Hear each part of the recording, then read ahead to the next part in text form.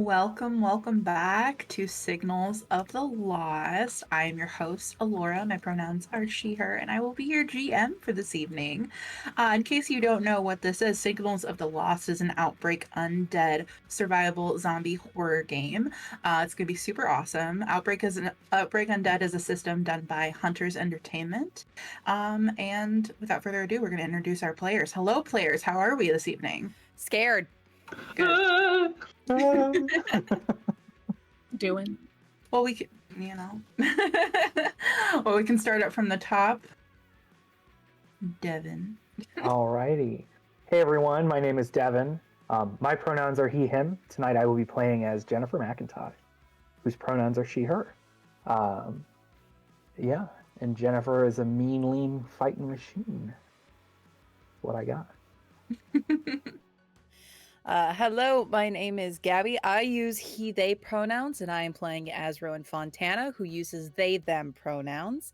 I am scared and excited about this episode because I don't know what's going to happen. And I'm scared even. It's fine. We're fine. My name is Liz, and I use any and all pronouns, and I am playing Kirk Kasem, who uses he, him pronouns. And Kirk currently has a broken foot, and we're trying to live through it. Fucked up foot life. We love it. Sorry, out of the four of you, you have at least 3 pairs of working feet. We're above average. Hi, I'm Rose. I will be playing Chelsea Fry. She, her pronouns for both me and my character. I am ready for this. Chelsea is definitely not. We'll see how that goes.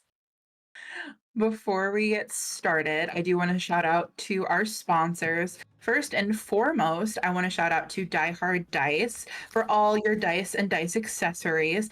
We're actually going to be doing some giveaways with those tonight. So if you're in the chat, be sure to type !gimme in the chat for the opportunity to win our After Dark Avalor Hunter's Moon set, which is a 5-piece D10 set, uninked, so you can paint either the numbers themselves or you can use them as secret dice, which is super cool. But the best part about these dice is that the D10s are bright day glow green and they're UV activated, so you can use your backlights to get them. Super awesome, and they kind of give that little like zombie-esque vibe to them as well. So definitely type gimme in the chat if you want a chance to win those. We'll be sure to say that throughout the stream, and we'll be giving those away at the end of the stream. I also want to shout out Hero Forge. Hero Forge is internet's home for custom miniatures. They just released, if I'm not mistaken, the face customization out into the public as of yesterday's, which is super awesome. So if you're interested, you can go into Hero Forge now and you can change up your characters' faces and make their nose big, small, eyes wide, shut, anything you want to. Super awesome. Definitely come check them out. You can use our link in the chat to get, I believe it's 15% off your subscription. So give it a shot and try it out. Next up on our sponsor list is none other than World ANVIL. World ANVIL is any award-winning digital aid. It's used for world building tools. They help you create and organize and store your world settings. We specifically here at the Nerdsmith team use the world of Veil. So if you click on that link in there, you can check out our world. It's got a bunch of custom pantheons, different characters that you can interact with. Super awesome. Definitely check it out. And last but certainly not least, my list is evading me. Please hold. Dude. I know it's a long list. No, that's it. That is it. Yeah, no, the last thing that I needed to talk about was the recap for last week. So, at the Macintosh Cabin, our not yet survivors, but college free students had been college. had been celebrating the end of finals at the Macintosh Cabin up in the Rocky Mountains. They were staying at Jennifer's cabin specifically. Her family had not been there for some time, so they had it pretty much secluded to themselves, and they were just enjoying their time in the hot tub. Most of them actively dried their hair while they were there, but, you know, Not everybody. I've made note. It's fine. They getting ready for bed. They noticed that the signal was kind of finicky at the cabin specifically, and were kind of going inside when Chelsea specifically heard calls out from the nearby, wanting to party a little bit more because Chelsea specifically is a nursing student and can go all hours of the night.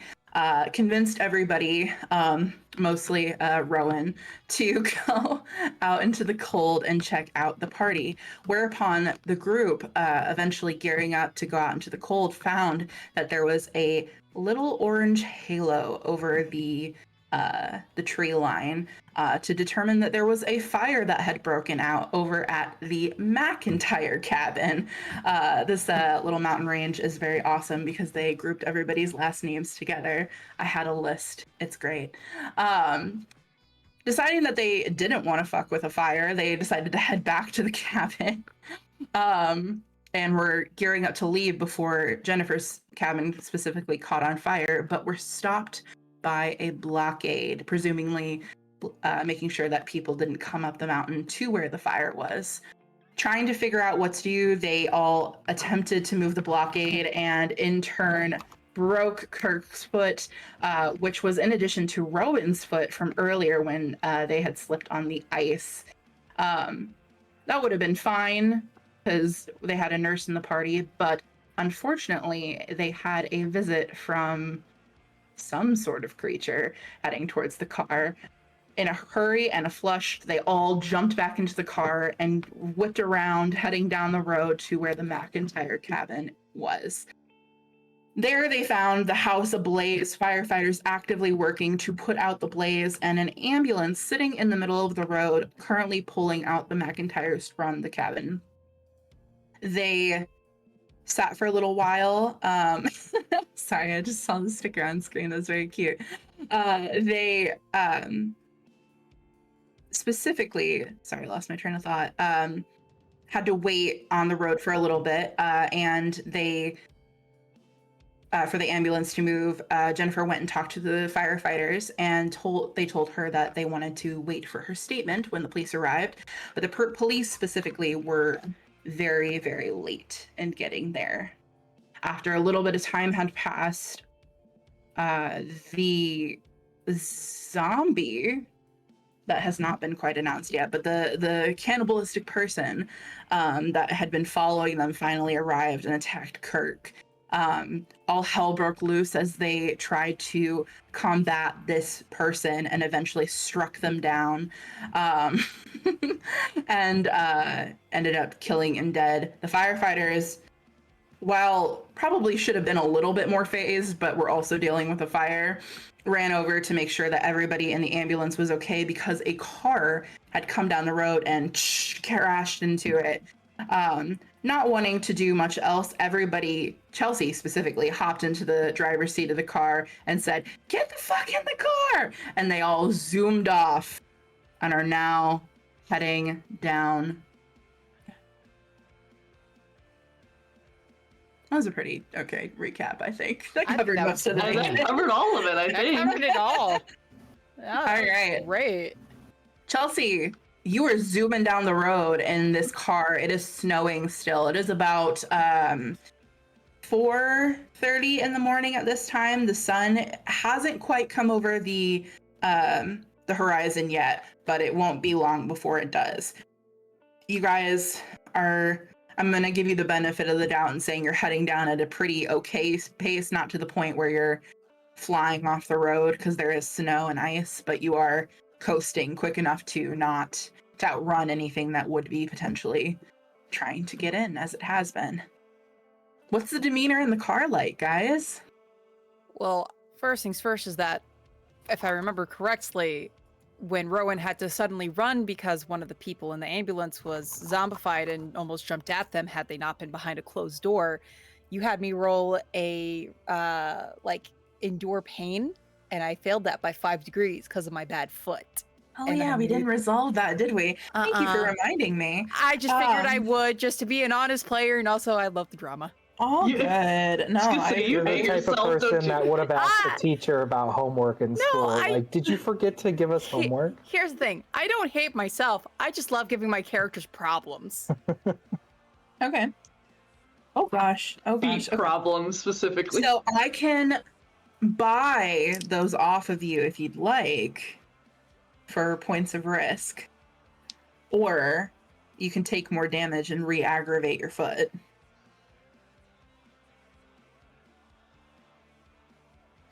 Decisions. Surgeons. Chelsea's driving the car. She can't help you right now. No. I don't remember who got into what side of the car. I'm in the front passenger side because I think Jennifer made it easy. Kirk for and me. Jennifer are both in the back. Yes. Okay, And yeah. I'm in the front passenger seat. You have a lot of risk points, don't you? There's a part of me that Oh, that's a great point. I totally forgot to bring this up during the introduction. If you want to I'm give sorry. this to me as the GM, you can do so by donating $5, and that gives me an additional risk point. However, for whatever reason, if you want to help the players, you can donate $10 and gift them 10 survival points, wherein they can use it to purchase different equipment and things throughout the game that they can take with them. And if you want to help them more so, you can gift them what is called a competence point, and they can be used as a free degree of success for $15 in the tier. We'll be mentioning that later down the line as well again, but if you're feeling very generous, those are options that you can take to help influence the game. See, it was a good thing that I mentioned and brought it up. So, you want me to buy those off of you, or you want to? 5, 4, 3. Hold on to them. Give me mine. Right. I don't know why that was the reaction. Okay. Cool. She started counting down and I panicked. We're off to a Alright. great start. All right. So I believe before you were holding 2 on your aggravated damage, and your damage threshold's at 5. Is that correct? Mm-hmm. Cool. So you're going to aggravate your foot. Your damage threshold is going to drop to 4, and you are currently holding 5. So if you aggravate it again, it's going to only get worse. I exploded my dice with a 9. Jesus. So Being an honest player pays off. you're doing great, sweetie. All right. So, Foot, you are crying in the passenger seat. Trying so hard not to openly weep. I'm trying to hold it in so badly. As you down the street. And Kirk, you just took out a person with a flashlight. Your flashlight is kind of fucked, honestly. You will unfortunately lose that just because the bulb is shattered.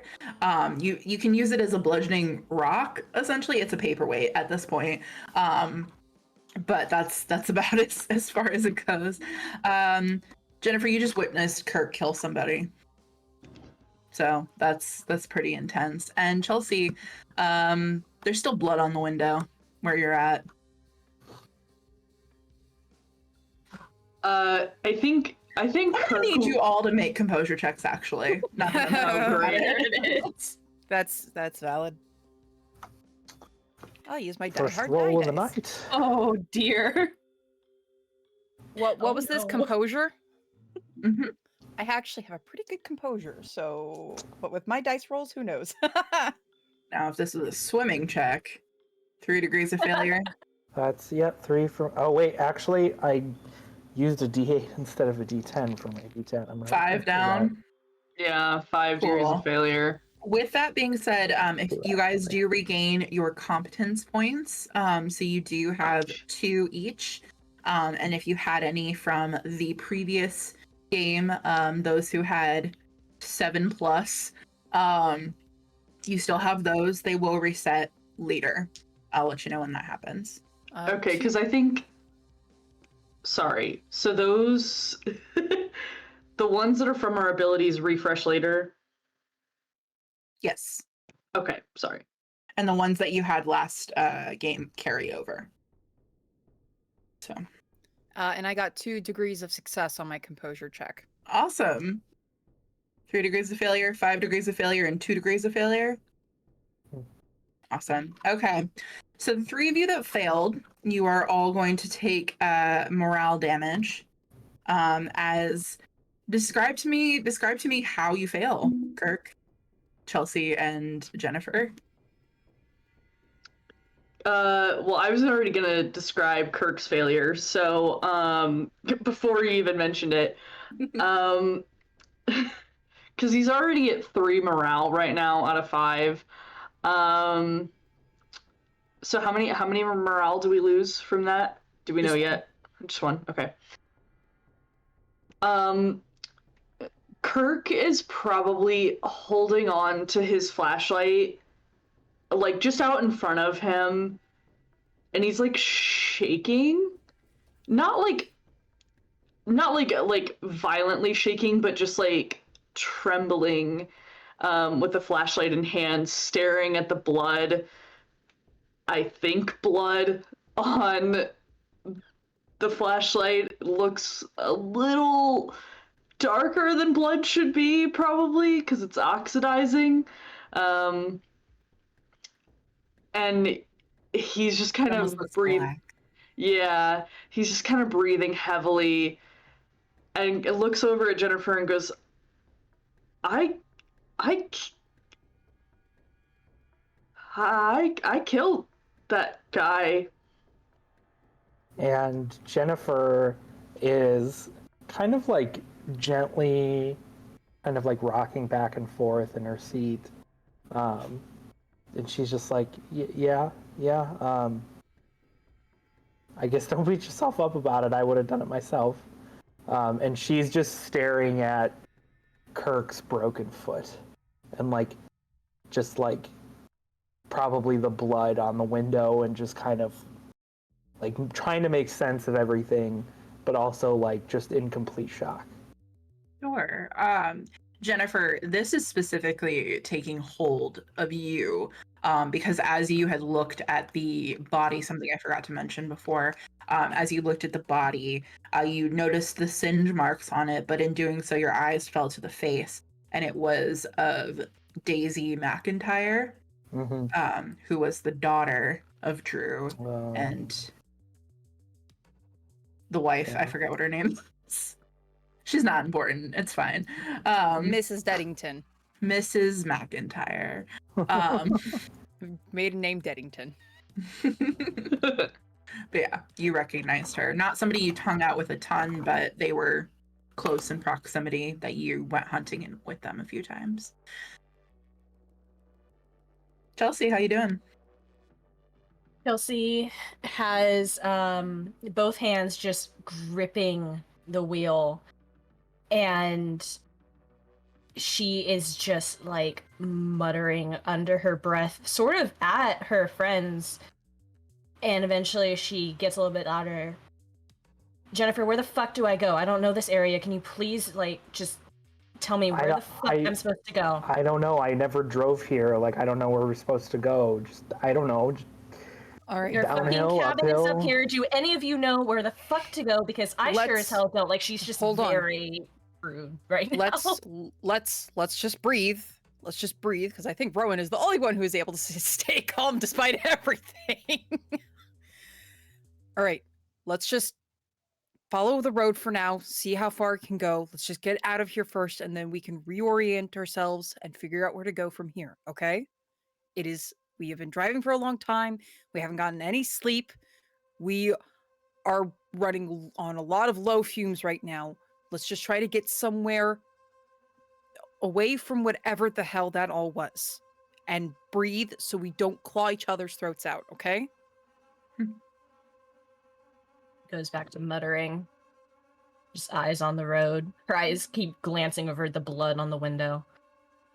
Turn on the damn wipers. Fuck. It's on this side. Well, it's on the door window. I don't know.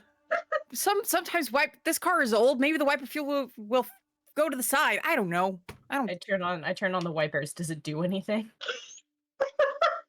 Are you using the liquid? Like, are you using the wiper fluid with it, or are you just turning on the No, wipers? just the wipers. Okay. There wasn't a ton of blood necessarily on the windshield. It does smear a little bit. It's thicker and stickier. So it does smear a little bit. It doesn't completely block your vision, but it does make it a little harder to see. But you do wipe off most of the snow that had started to culminate on the windows, so that does help you in that regard. Great. So Great. you head down the road, you continue on down it, and eventually, I assume you're just kind of following the curve of how you guys came up. And eventually you do find the exit, but not before everybody make a spot listen check.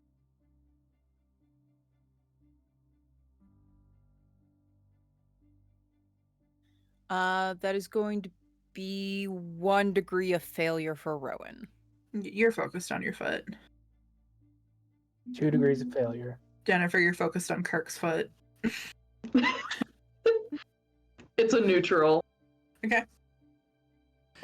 You might be focused on your own foot. 3 degrees of success. Chelsea, your goal right now is to get down this mountain.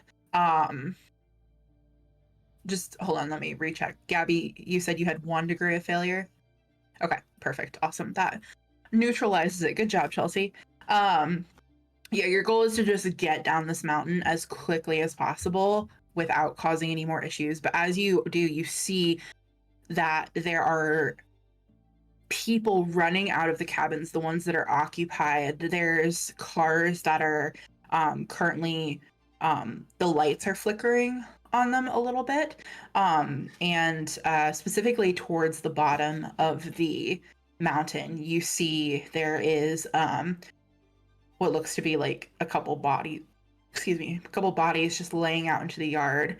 And you kind of grit your teeth and look away to keep going. Kirk, you do see at the bottom those bodies as well.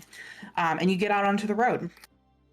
And you are not well versed in this area, but Kirk is paying enough attention to kind of tell you whether or not to go left or right from where you exit the cabin entrance. I hesitate to call it a country club, but the cabin club entrance. So you head to your right and get back towards the highway. And as you do, it only takes a few minutes before you notice the traffic start to slowly but surely build up to where you're kind of almost boxed in. So How, like, is this like how, like LA traffic, or like? it's pretty so imagine,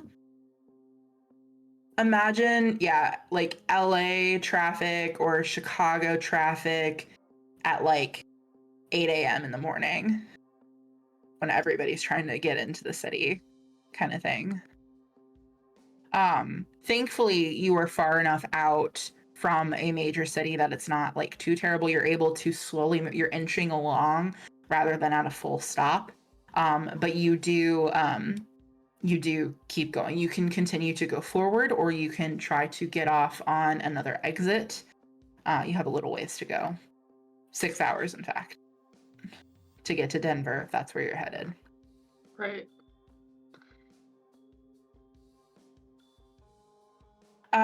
Kirk, this is your car. Roll a D100 for me. And add, well, What's up? What do I need to add? add 10. 28. Okay. I'm gonna add a little bit more because that's not necessarily realistic. Your car is about halfway filled at this point. Okay. So you have about a half tank of gas left. Because it took us we filled up before we got here, so we're gonna need to fill up again probably before we get back. Kirk's gonna just mention that to Chelsea, like, hey, we're gonna have to stop eventually. The car isn't gonna make it the whole way because we didn't fill up before we got back. Okay. Do I go straight? Because we're kind of boxed in right now. I can't really do anything about that. Can Kirk recall if there's any gas stations that he saw on the way back? Not right off of a highway that you can see, but you oh gosh, there's no history check. Make a navigation check for me. Okay, I can be down with that.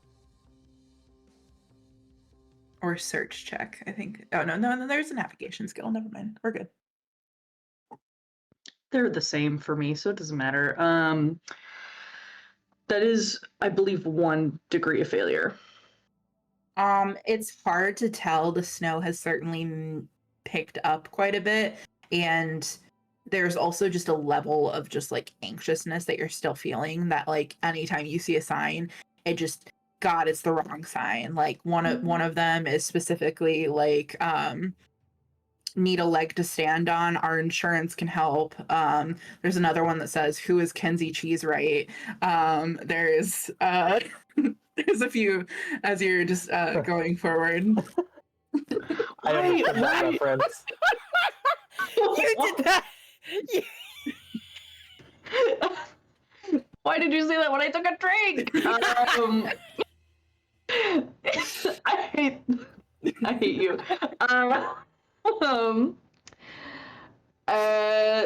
Yeah, Kirk's just gonna be like, he's gonna lean back in the seat and just, I don't know what to do.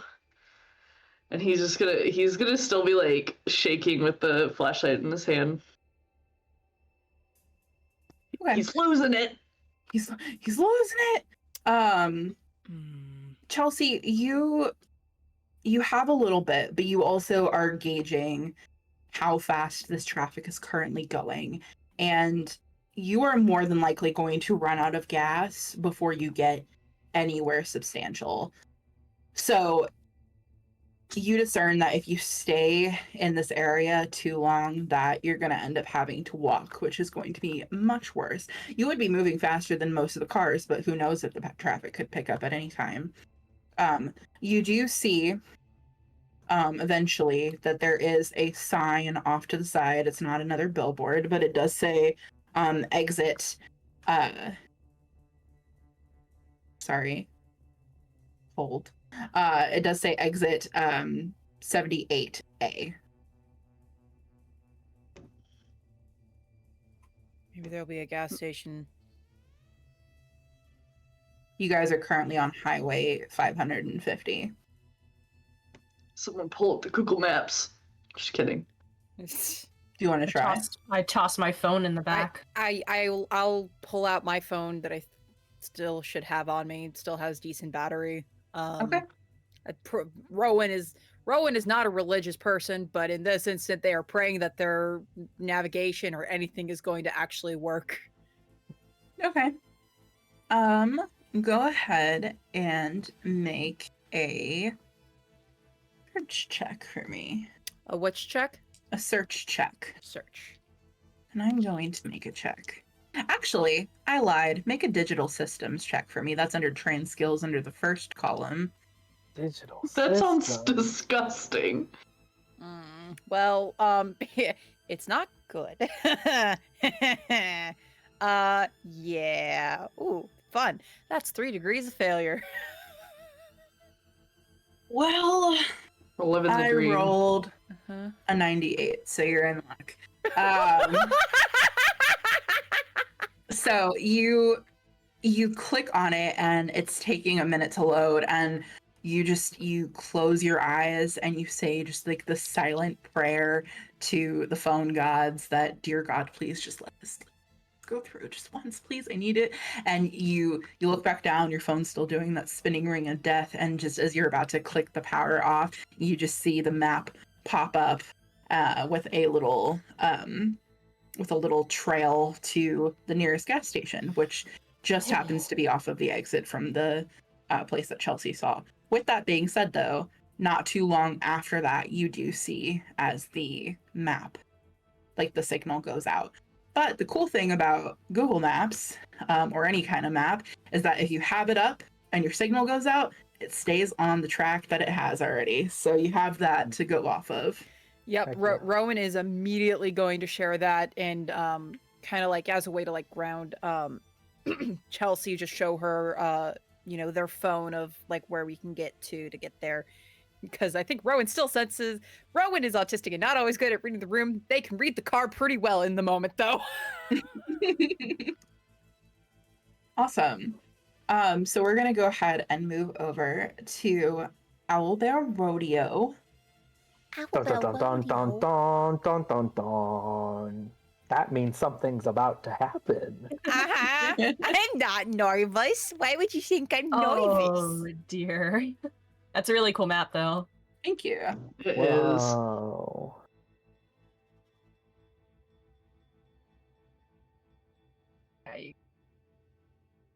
Alrighty.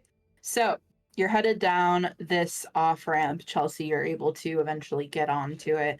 And there are a bunch of cars that are kind of following your lead as you're getting off, but you're also doing the same for others. They probably have the same idea of trying to get either gassed up or trying to find a country road to get around this traffic. You specifically the exit that you saw that it was heading off to a town called Silverton, which is a little ways off. There is, as you get up to the side, you actually see that there is one of those signs that has two arrows. So one goes to Silverton and the other goes to another town, which I will get you in just a moment. So you guys are currently waiting, and at that point, I'm going to mark off 2 risk. Oh man. For our lovely producer to adjust. But at that point, you hear and see as the line stops in front of you. It's been stopped for 5 minutes, which is far too long than what it was doing before. You see as the person to the in this blue car up here starts to get out of their car to see what's going on ahead of you. Do you guys do anything? I'm So you staying in said the someone car. left their car to go look up ahead? Yep. I will put a little token on the screen. Car is safe. Car is nice. Rowan stays in car. We're gonna make him this dude. So yeah. Looks like a So he Dalek. It looks like a wheel. I was gonna say Dalek. Exterminate. Oh my god. So you see as they head up this way and off the map. Oh, bye, Dalek. Jennifer is impatient and wants to be prepared for anything, so is gonna get out of the car and try to like scout ahead, basically. Okay. Go ahead and are you heading out towards any of the other cars, or are you? I'm going Just trying- towards where I saw the person move, because you said it looked like they were looking at something. Yeah, they got out of their car and they're starting to head up. It's like sort of like an up ramp to get onto another highway that's above slightly that has a Yeah. bridge over. And traffic is pretty much stopped at this point, right? Yes, on the Okay. off ramp. This the forward traffic is moving a little bit, but it is starting to get backed up back here because of the off ramp. So I'm hopping out, and I'm gonna try to Find that guy. I won't be able to catch up with her. Never mind. Do you let the others know where you're going? I'm just gonna say You just tuck and I roll out saw of the someone looking at something, and I want to make sure that we know what we're getting ourselves into. So I will be right back. But move up ahead if you want to. Just don't leave without me. And I get out of the car. car. Okay. Awesome. So you trudge along. Go ahead and make a spot listen check for me. You got it. Listen. There's 1 degree of failure. Okay. So you turn around and let your compatriots know as you head up. You do not see the guy that headed off. He kind of sprinted ahead. You want to know what boots he's wearing because he didn't fall on his ass, Rowan. But he headed ahead and you can't see him anymore. You do, however, move up a little bit further, more towards this area, and you see what looks to be somebody kind of directing traffic one way or another. And as you do, your eyes kind of follow, because it looks like they're directing them all one way. Your eyes kind of follow to the other way, and you see what looks to be just like a giant pileup of cars. Okay. And go ahead and let's see. Go ahead and make a search check for me. Search. Ooh. 3 degrees of success. Okay. I rolled a 1. Yes, You're queen. kind of looking just to see if there's like anything, any police officers, any EMTs kind of taking care of the scene over there, because it looks just completely and utterly just emaciated is the best way I can put it. Due to the car pile up, there's a couple gurneys out, and you don't see a ton of people. However, as you're starting to look away, your eye does catch a smallest movement as somebody's crawling out from under the wreckage. They don't look great. You do see a lot of red, specifically, as they're clearly covered in blood. Before I see anything else, I'm going to turn back around and get into the car. Good idea. I'm going to actively avoid getting traumatized again in the same day. Oh, don't you want all the trauma? Is it her? Is she the trauma? Is the trauma in the room with us right now?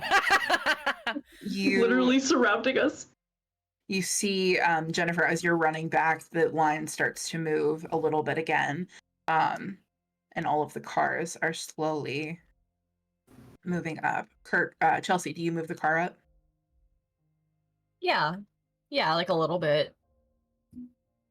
Awesome. You want to see a cool trick? I take the car that was at the top and I put it at the back. Oh, I'm sorry. snap. It's like an entirely new car. So you pull the car up, and Jennifer, you manage to get back to the car and into it without any issue. Nothing grabs you. Mm-hmm. Thank goodness. Jennifer's going to describe what she saw. So there's like a huge pileup. I would not look at it. It's pretty gross. So keep your eyes away from there. Yeah. But there's also someone that's like directing traffic or something like that. So yeah, that's why it's kind of slow right now, as far as I could tell. The cars continue to move forward. You see that the car that the man had gotten out of was actually being driven by somebody else. He just got out of the back left side of the car.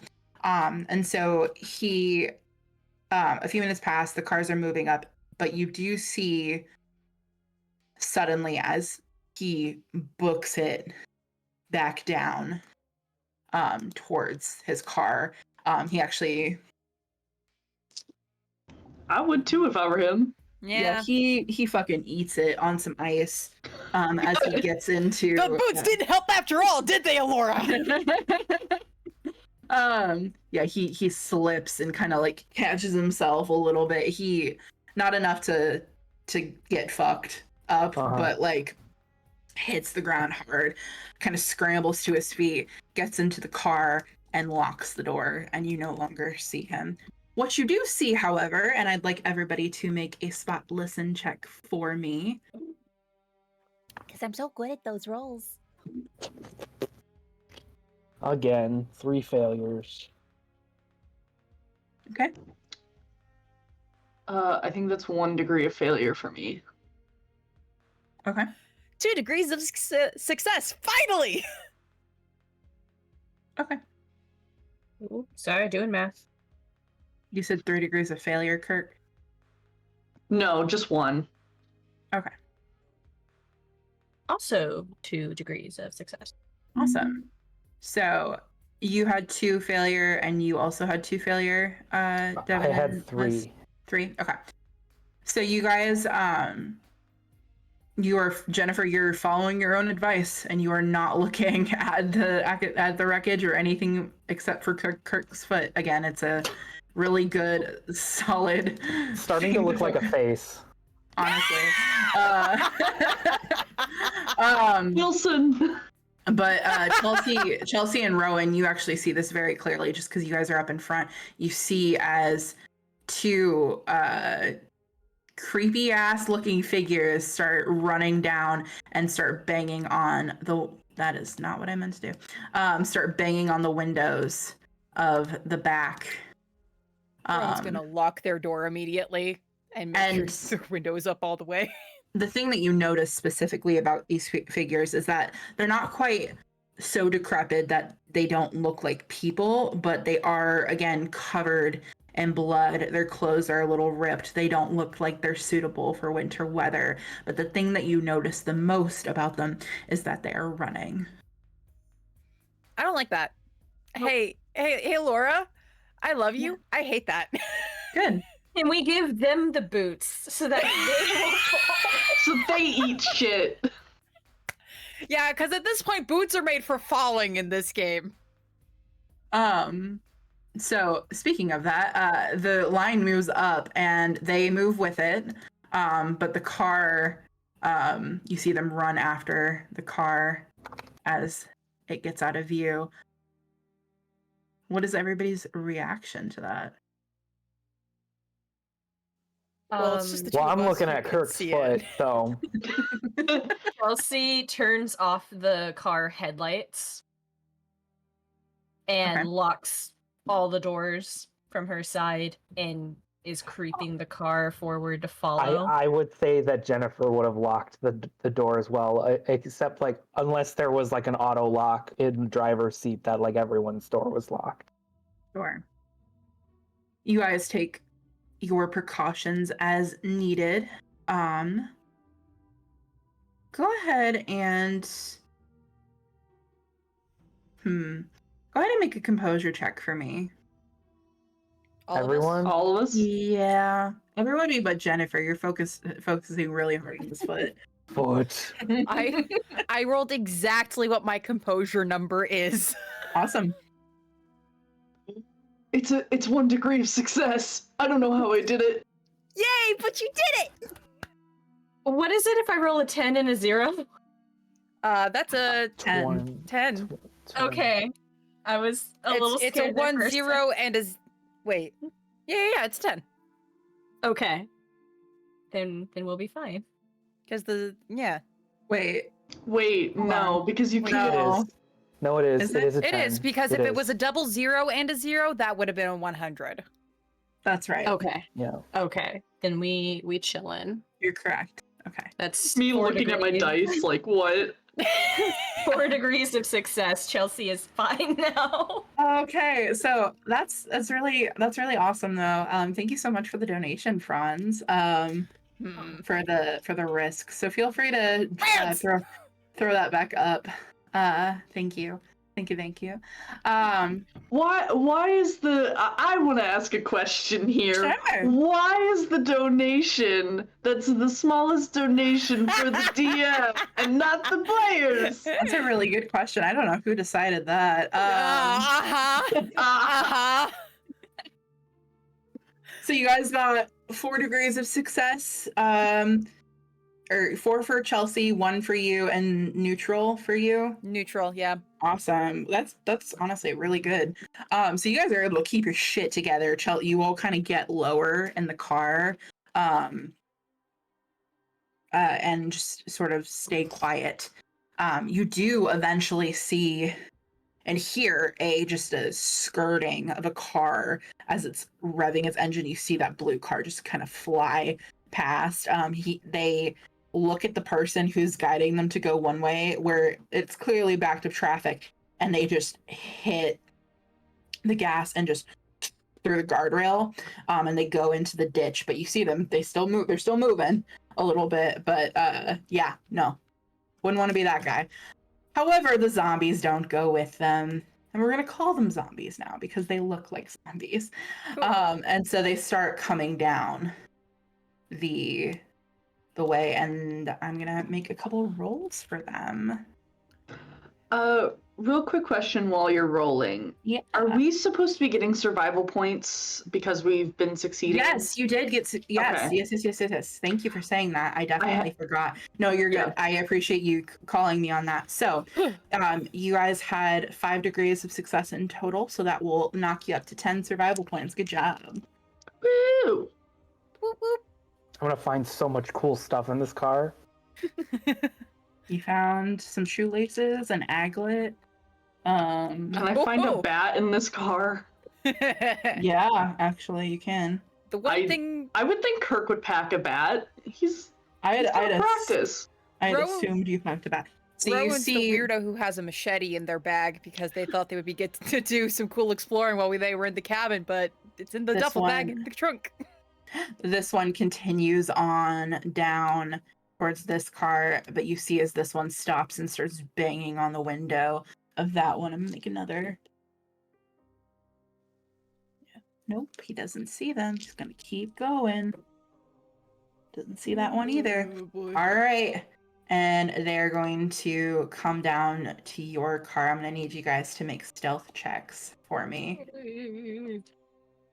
Just like pull my hood up. It's like, please no, please no, please no. Sneaky. If Oh. you're cold, let him in. That's not good. That's really bad. Hey. That's really Anybody else in the 90s? 2 successes. Jennifer, I'm you are doing bad. the quietest person in this car. It's all that. It's that foot. Staring at that foot. The footspiration. Inspiration. Oh no. Incredible. So you had 5 degrees of failure there? That's 4 degrees of failure for me. 2 degrees of failure. Okay. Well, unfortunately, I rolled an 8 for their perception. So, as they start banging on the window right against where you're at, Chelsea, and you hear just the as the moaning kind of gets louder and louder. He's just Go ahead and make a medicine check for me, or first aid check, one of the two.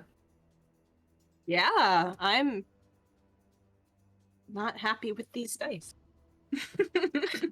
Yeah, I had to change my dice up. These dice are like they're hurting me. Jennifer, I'm your head, rejecting. your head does snap up as the window is being hit, and you hear just the scraping of nails as it's like almost like that like weird sound when you're like going down a window, Yeah. just like the wet kind of slidey sound. Mm-hmm. But they don't see me, right? Because I got 2 degrees of success. You see them, but they don't see you. Got it. Okay. And we get 2 survival points because of that, right? Just making sure. One more time.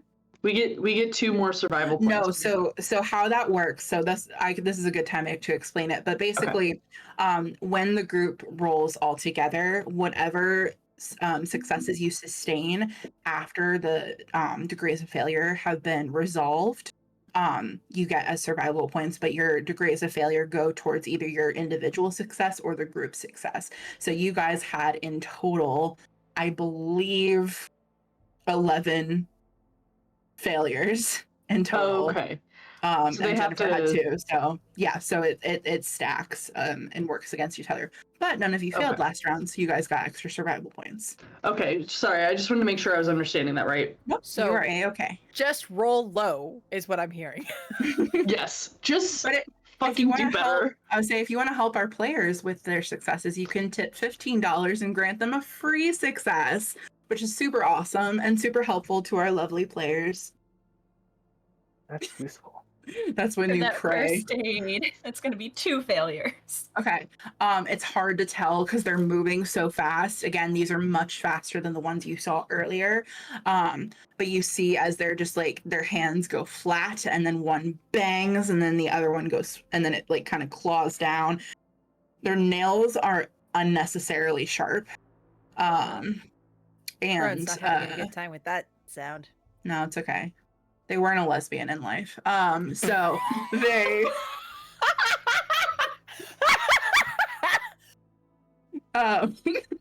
they are banging and banging and banging, and I am going to have us enter combat, essentially. Cool.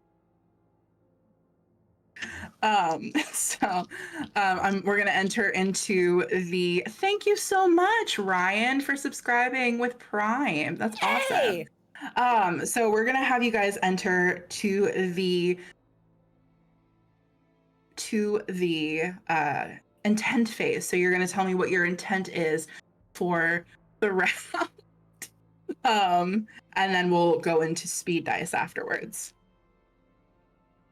So what exactly is happening? Are the zombies trying to get into the car? One of them is currently trying to get into the car. The other one is preoccupied with another car, but that may change. As the turns go, you guys will be slowly moving up.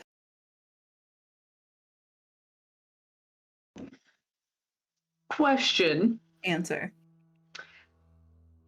We didn't really say this, but this is an older car. And you know how older cars have, like, you can put down one of the seats and you can still get in the trunk? Yep. You and me had the same thought. Do I have that kind of car? Yeah, I'm gonna say you do. This Okay, is why great. our characters are roommates. They were roommates.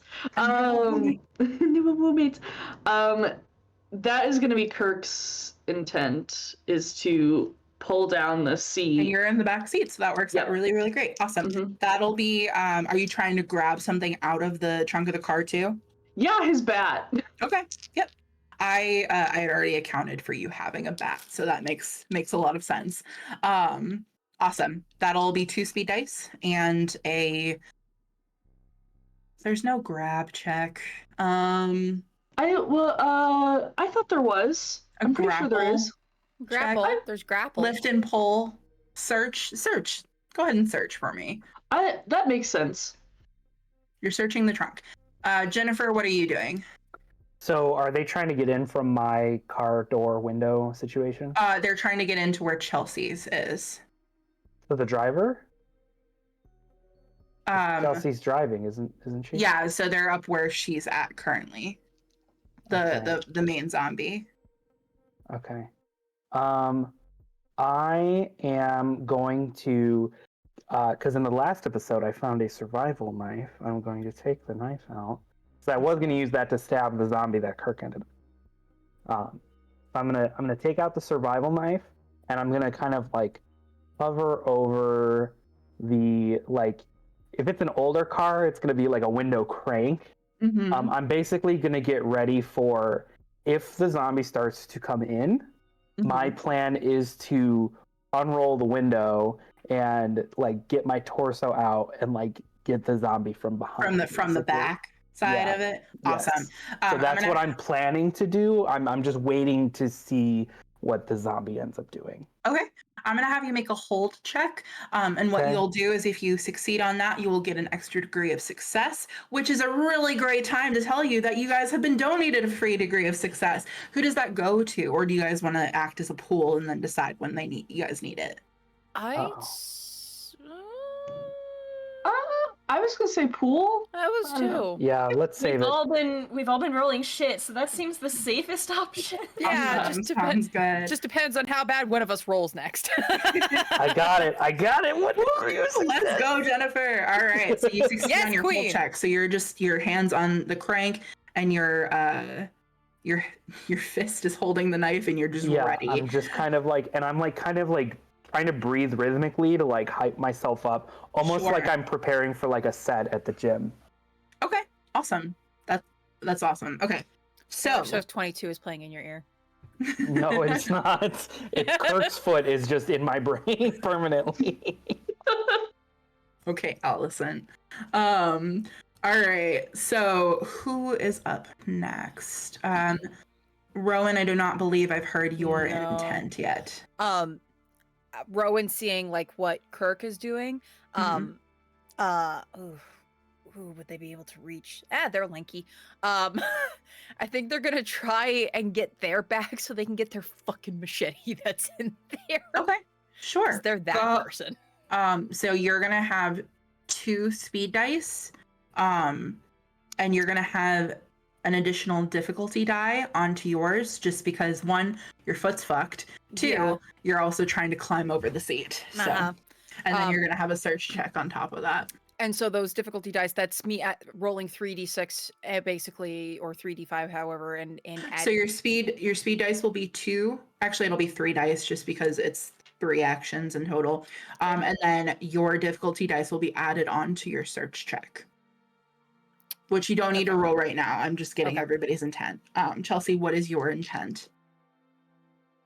Chelsea has her medkits on her, right? Typically, we would say. They're probably in the trunk of the car, but yeah. Sure. Because her thought process right now is, I have nothing on me. There is nothing I can do to defend myself. You can look to see what Kirk has in the glove box. You can try to get back and get something from Kirk. You can also search your pockets. You could try to tell Kirk what to grab too. Yeah. See, that would have been the smart thing to do. Yeah, she'll whisper to Kirk in the back and just be like, I need something. I don't know, just something to hit the fucker with. And she's gonna like creep up onto the glove box and just get ready to possibly kick if it comes through the window. I'm gonna have you make 2 checks. Specifically, you're gonna have 1 speed dice since you're moving. But you're gonna make a hold check. And I'm also gonna need you to make a persuasion check because Kirk, you are going to need to decide whether or not to spend the extra action and speed dice to try to get 2 items, or you are going to have to choose who to give a weapon to first and then get the next weapon the next time. So she's rolling persuasion for that, or Correct. okay. Or you can decide if you choose to grab it for her. You're a nice guy. Yeah, he is a nice guy, and also I think Kirk would think about this logically. Also, like, I don't think Kirk would need persuasion on it because like he trusts y'all and wants y'all to be safe, as well. So I think he would probably grab something for Chelsea first because she's in the first line of danger. Okay. So he would grab for her first and then himself. Awesome. Okay, cool. So your roll is going to stay the same. Chelsea, you're going to make a hold check with 1 speed dice. So everybody go ahead and roll your speed dice. Jennifer, you don't need to roll any because you're just holding. I'm holding. So, do speed dice explode? Yes. Fuck. I rolled a 3. Okay. I need to roll for the Zambonis. Yes. 4 for speed dice. On the speed, yes.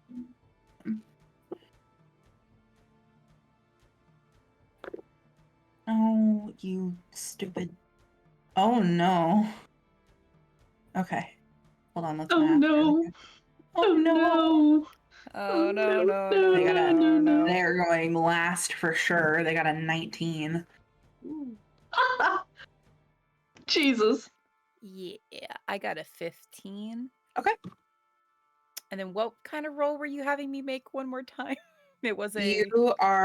You're making a search check. Oh, okay. Yeah, I failed that.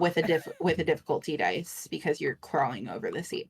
Okay, so let's start with Kirk. You had a 3. So go ahead and make that search check for me. Okay.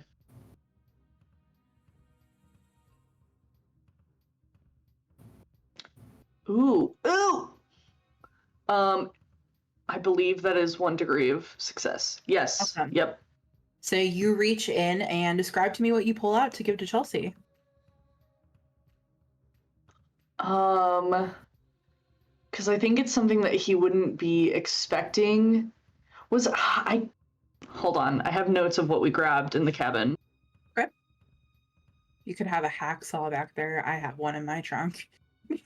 You know what? No, I think he's got is it called a lug wrench? That Yep. thing? Yep. He's gonna grab because he would have had that in his car, just regular. And I don't know if you know what a lug wrench is, if you're looking it up.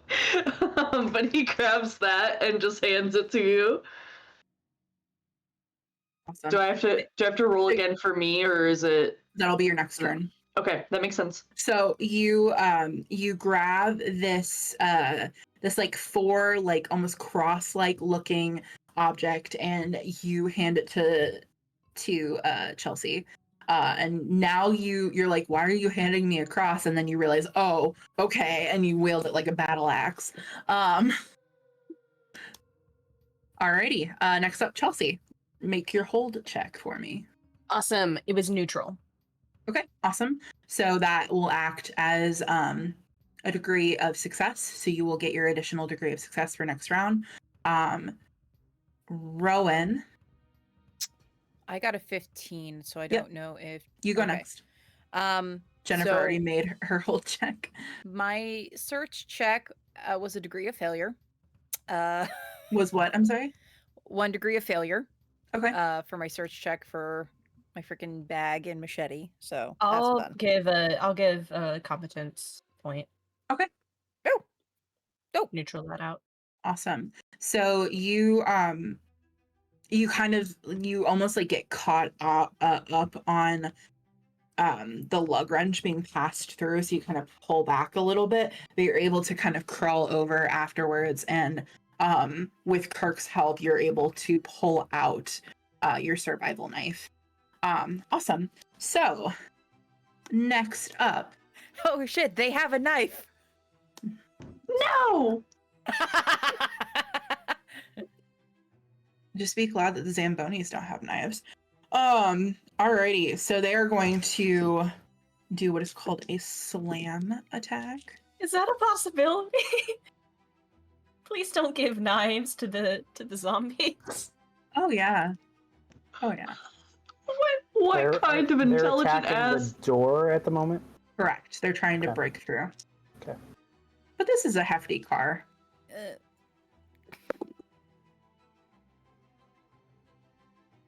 Okay. Alrighty. So you feel the car just kind of lurch slightly. This thing is way stronger than you anticipated it being. As it just kind of against the car. And it's relentless. It's not stopping. You actually hear just sort of like a creak. You see the window shift a little bit. It doesn't crack, but it does shift a smidge as it does a few damage to the window. Not my car. And I'm gonna RIP roll the for the car. other one to see if it notices the other one currently. No. It does not. It is Yeah! continuing its pursuit on the car in I front of them. But with that, Fuck them. I would say, with that being said, the motorway is currently moving up. Drive. Drive. What if we politely tell this thing to fuck off? Maybe it will. You can certainly try to make a persuasion check. Please. Rowan? If we all Polite. pull together our points. All right. All of our competency points. Let's go. You'd only need 5. You cap at 5 failures, so it's not too terrible. All right. Oh no! Oh no! Oh no! So what you're saying is, if we give someone a total of 10 competency points, it's a guaranteed 5 degrees of success. In theory. Very cool. Uh-huh. All right. So next round, we are going to enter the intent stage one more time. This thing is moving up with you guys as you are moving up. However, Zombo number 2 went off screen, so and I'm gonna see if he notices the traffic conductor. Okay. No, the poor Rip. traffic conductor. Alrighty. Intent phase. Chelsea, what are you doing? You have a lug wrench. Yeah. Chelsea's still just waiting. She's not gonna attack this thing first. There is a very nice protective barrier between her and the thing that wants to kill her, so she's just hoping to God this thing leaves them alone so they can drive off, but she's ready to stab it in the face if she needs to. Okay. Jennifer, just to answer the question in the chat, it looked like a civilian directing traffic. Oh, no. So you hold again. Go ahead and hold. Make a hold check for me again. We'll do that when it comes around to your turn. Jennifer, what's your intent?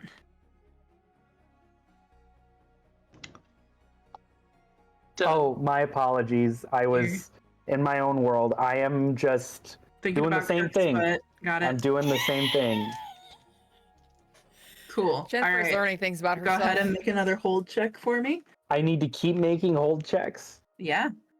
What happens if I fail a hold check? You just don't get an additional degree of success on it. But do I lose the first one? No, I'm gonna roll that it stacks Okay. because I Okay. think that's more fun. Then I will continue to hold. That is 1 degree of success. Awesome. So you have an additional degree of success. This is awesome. This is going to be so big. I'm just like charging up this stab attack. You are Donkey Kong wielding up your fist. That's exactly what's going on. All right, Kirk, what are you doing? I'm grabbing my bat. Grabbing the bat, make a search check, and that's going to be 1 speed dice. Rowan, what are you doing? You have a knife. No. Yes. Honestly, I'm in the front seat with our lovely driver here. I'm just going to everyone hasn't seen us. That one. I'm sorry. Whoop. No, you're good. Continue. I'll tell you what happened in a second. Okay. I think Rowan is going to wait if that thing breaks through or if for some reason the window gets rolled down to be ready to, like, I guess, attack or defend defend Chelsea if need be, just with the situation. So they're just kind of like having their machete ready. They're like, I haven't had to use this on like any person ish, so I might as well get ready to use it now because this is an emergency to do so. Okay, awesome. So you're also making a hold check. Everybody Yes, but no. Kirk is making hold checks. So the funny thing that happened was I rolled 3 times. I rolled 2 6s on the speed dice for the zombie attacking your window. So they lose their turn because I rolled so bad. Let's go. Let's fucking go. The other one, It's 5 degrees of failure on my hold check, by the way. Oh my god. you just don't get a degree of success. You're kind of. Yeah, that's a 92. Okay. Yep. You know, we'll see how this resolves. hold that thought. Go ahead and Trying roll your speed dice, Kirk. 5. Okay, so you're going first. Go I ahead and start. was there even an option? Yeah. Okay, because I was like, everyone's holding, and then the zombies not. Okay, and then what did I need to roll? One- Was it search again? Yes, the one you can see is not.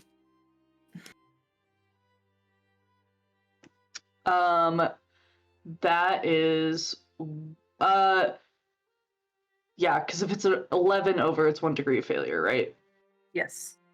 Okay, it's 1 degree of failure. Okay. It takes you a little bit longer. So you'll get a difficulty die added to your next attack just because you're taking a little bit longer. But you are able to eventually get out your bat. Everybody else roll your hold checks for me if you have not already. If your name's not Rowan. Okay, 1 degree of success. So you gain the additional. So both Jennifer and Chelsea have those 2 extra degrees of successes. Rowan, sweet baby boy, sweet baby person. You are. Baby boy is fine for them. They deserve a sweet baby boy, honestly. You're not paying attention as this one just suddenly appears out of what seems like nowhere and just against the window and is going to make an attack on the window. Rowan's probably also still a little shaken up seeing that car go off the edge a bit. Yeah, it's fine. Everything's fine. Okay. It's fine. I'm in danger. As it slams, so you hear the initial as the window cracks against where you're at, and you can actually feel, because you're against the window initially, you feel the against your back, and you kind of shift out of the way. It doesn't get through, but it does crack the window. Attention is now turned to that window, just like fuck. And you currently have 2 waiting for you on the other side. But you know what? You guys move up. You're almost to the end. This is the worst traffic jam you've ever been in your life. What's so interesting in this encounter is you've made slowness like a piece of tension. Like the fact that we're not moving, which I think is really cool. I Oh like god, that. it's so good. So good. Ciao. All right. You see as the other cars behind you have actually started select both of them, thank you, have started to back up a little bit. Not wanting to engage, but because you guys are actively moving and engaging in the car, you are being seen by these things. Go ahead, and what is your intent? I wait. Okay. Hold. Hold. Is anybody else just making a hold check That is- this time? Chelsea's also holding, but her attention is now at the opposite window. Yeah, you Because guys that's are the one that cracked. sure. Yeah. Makes sense. Would I be able to like hold and wait until either one of the zombies gets in the car? Yes. Okay. Then that's what I'm doing. And I rolled neutral. I'm holding, having my machete like I'm having it's kind of an awkward positioning because Rowan is kind of holding it like in a way that they can just immediately start jabbing forward if this thing comes at them. Like if it breaks through, they could just immediately go stab if they can. So yeah, I'll be holding just like waiting for that shit to happen. Okay. Kirk is gonna do something stupid. Oh no, do it. I love him.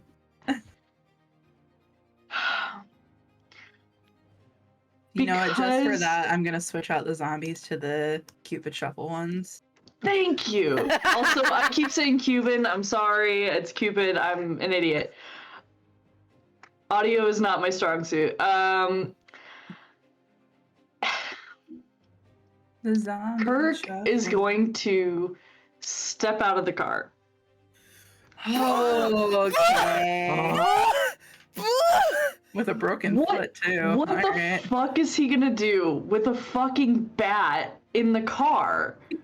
What is he am I gonna do do? with a machete that is meant to be a swinging slashing weapon? Like, But he doesn't want them to get in the car and like cause, because I feel like it's just too close quarters that we're all just gonna pile up on each other, and Kirk thinks that we need some room.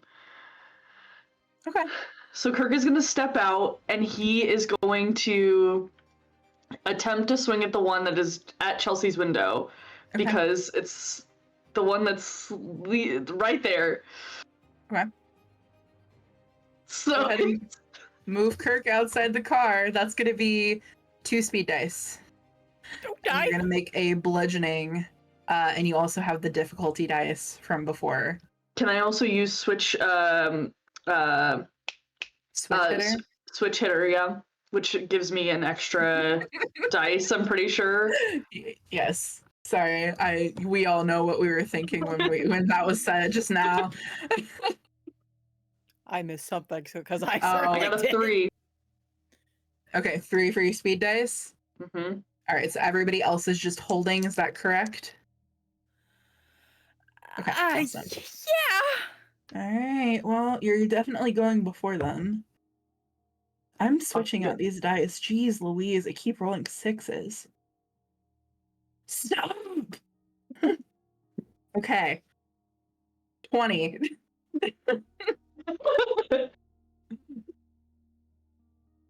All right. So you step out. Everybody can go ahead and make their hold check.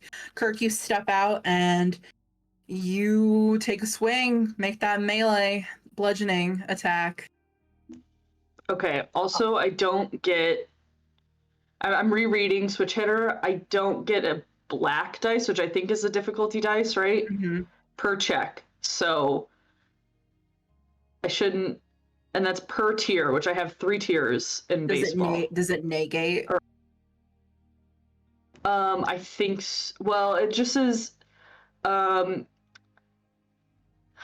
characters to make 1 extra melee attack per tier during the check phase without black penalties Okay. for so attacking multiple targets. You can So, make 2. You could either make another attack towards this thing and not accrue an additional difficulty dice, or you could attack the other one. You will still have the one that you retained from pulling your that out because it took you longer to find it. Does that make sense? I think so. Okay. So, and I'm sorry, I have +3 in athletic gear and +3 in bludgeoning. Yep. Where is So- that added? So that'll get added to your damage. Okay, great. Let me roll to actually hit first. So I dropped my percentage dice. I'm gonna find that really quick. Wait, let me make sure I know how to math. Math is fun. Math is great. Math never wants to cooperate. That is 2 degrees of success. Okay. So you are going to roll. And did you say you get an additional die of Oh. damage on your on switch hitter? I think so. Also, I didn't do the difficulty die, so I need to do that Go as ahead well, and- right? Yep. Go ahead and roll that. That's just, it's still 2 degrees of success. Okay. Awesome.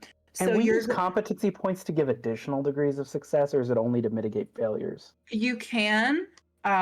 It's not necessarily needed though, but Mhm. you're welcome I to. was just curious. I wasn't going Okay. to use it for this one. So you get 3 damage die against this thing. Okay, and then I could also hit it again if I want, because Correct. of the switcher. Okay, Would you like to hit it again? I would like to hit it again. Okay. Roll your damage but- first, and then I'll let Okay. you know if you need to hit it again. Okay. Oh, I got 2 6s. Those explode, right? Correct. It's gonna be like a blood splatter across Chelsea's window. It exploded again. There's one more that exploded. Okay, so just to keep track, I got 2 5s, a 4. Okay. So that's 14, and then a 1, 15, and then I need to roll this again. So I had a 1, which was a 15, and then the 6 exploded. So that was now a 20, and I got a 4, so that's 24. Okay. So describe to me how you just this thing and knock it over the edge. Wait, so Kirk would have to swing. He'd have to be left-handed, right, to Yes. swing that way? Yeah. So I mean, you that can makes swing it sense. towards your car if you You want. could also No, be no, no, no, no, no. ambidextrous. No. We're good. I imagine Kirk being a left-handed hitter. So, Kirk just just imagines like his practice in baseball and just immediately just with both hands just clocks the jaw of the zombie Yeah. and just watch it fall over the railing and Nice. makes a nice clunk sound as he hits it. Like, God, have you all seen the Titanic? Yes. Yeah. Okay. Like the dude that hits the propeller in the Titanic and then just goes like that, just over the side. As it hits the ground, you see as like there's just a dent and like almost like what looks like a chunk taken out of the head. It is not moving anymore, and you have obliterated this zombie. Kirk is so fucking done. And you're stood there with a baseball bat, and you're just. That was fucking I'm badass. gonna kind of like try to like speak softly, but also like urgently, like get back in the fucking car. Oh yeah, it's the zombie's turn. Rowan's making Did no Kirk sense. shut the door when they got out of the car? I would say no because he got out in a hurry. And it would be And to easier for him also- to get in. Yeah, Well, the other easier to get back in. I think the zombie is Okay. on Jennifer and Rowan's side now. Yeah. So It is, and I rolled to see if it noticed Kirk, but it did. So, No! alrighty. So the zombie's gonna move over to you, Kirk. You see, as it can physically see its target, starts to head over. Hey, that's a good place to be. Rawr. And is going to make an attack on you. No! Alrighty. how about no? So the first attack that it's taking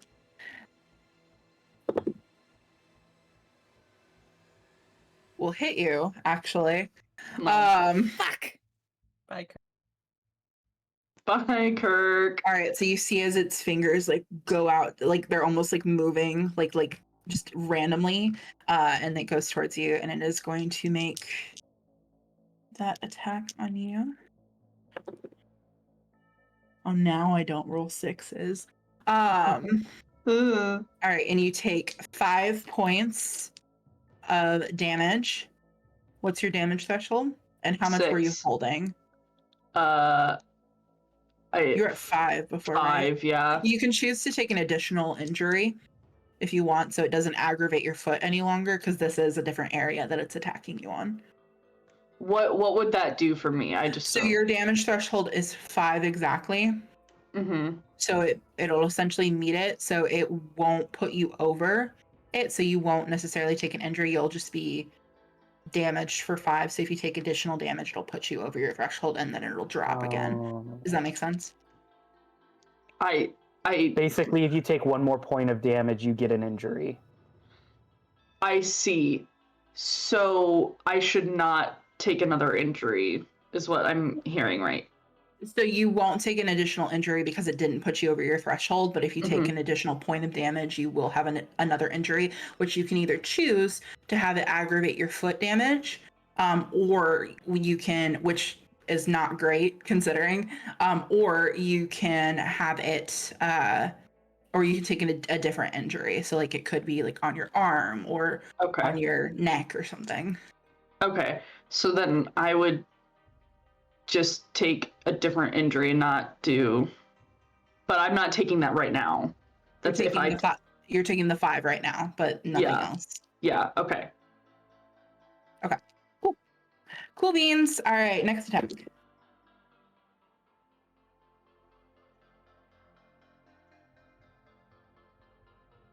I think that'll hit you. No. Not allowed. How about no? Yep. No. How is that determined? I'm just curious of how. So it's determined by, so they get automatic successes to their attacks, and then it's rolled, and then it's dependent on how many degrees of failure and what the difference is on that. And then it goes to damage specifically. So this time it is going to specifically, and it's beefed up because it's a special one that I conjured up. Yeah, indeed. So it's going to try to bite you. No! We also don't know if it's like saliva based, so who knows? Yeah. Still not fun. That's Yeah, I know. Okay. So you are gonna take a lot of damage. You're gonna take 11 points of damage, Kirk. Okay. Do you have any? Remind me. Did you wear a winter coat? I wore a hoodie. Okay. That does not defend against this, unfortunately. Oh, no. Oh, buddy. So it is. You do take a bite. You take 11 points of damage. So that's going to put you over your threshold. So it'll drop you twice. I'm going to say you get bit specifically, so it reaches forward and just, and it reaches out and right in your arm. And it goes through the hoodie. And it starts to dig in, and I'm going to roll a percentage to see if it breaks skin. Oh, please don't. And I'll let you know after the fight if it breaks skin. So it takes a chunk out of you. So right now your damage threshold drops to 3, and you are holding 1 on this bite injury. And we're going to call it a flesh wound to your arm. It's just a flesh wound. Okay. So okay. how was everybody else's hold check? You still had 5, or do you remember that? So go ahead. I did a neutral roll, so. Okay. You get the additional success, and you had 1 degree of success, right, Chelsea? No, my last whole check was 5 failure. Okay, so you 1 lose. failure. Did I lose the bonuses that I was accumulating? It doesn't you don't lose the accumulative bonuses, you just don't get the Okay. 1 for that round. Okay, so I still have 2. Correct. Okay. Rowan, you had 5 degrees of failure? 1 degree of failure. 1 Okay, degree of Chelsea failure. was the one with the 5. Okay. So you kind of your blade kind of shifts, like you're shaking a little bit just from seeing the what? Sorry, I took a look at this. I made a mistake of looking at this. So you see as the blade kind of shifts and you drop it for a second, and then you're able to pull it up and just get ready to sorry, I just saw it. I just read the whole thing. I'm sorry. Damn it. Alrighty. So next up we've got you got intent again. I'm going for the zombie. I've got these 2 bonus.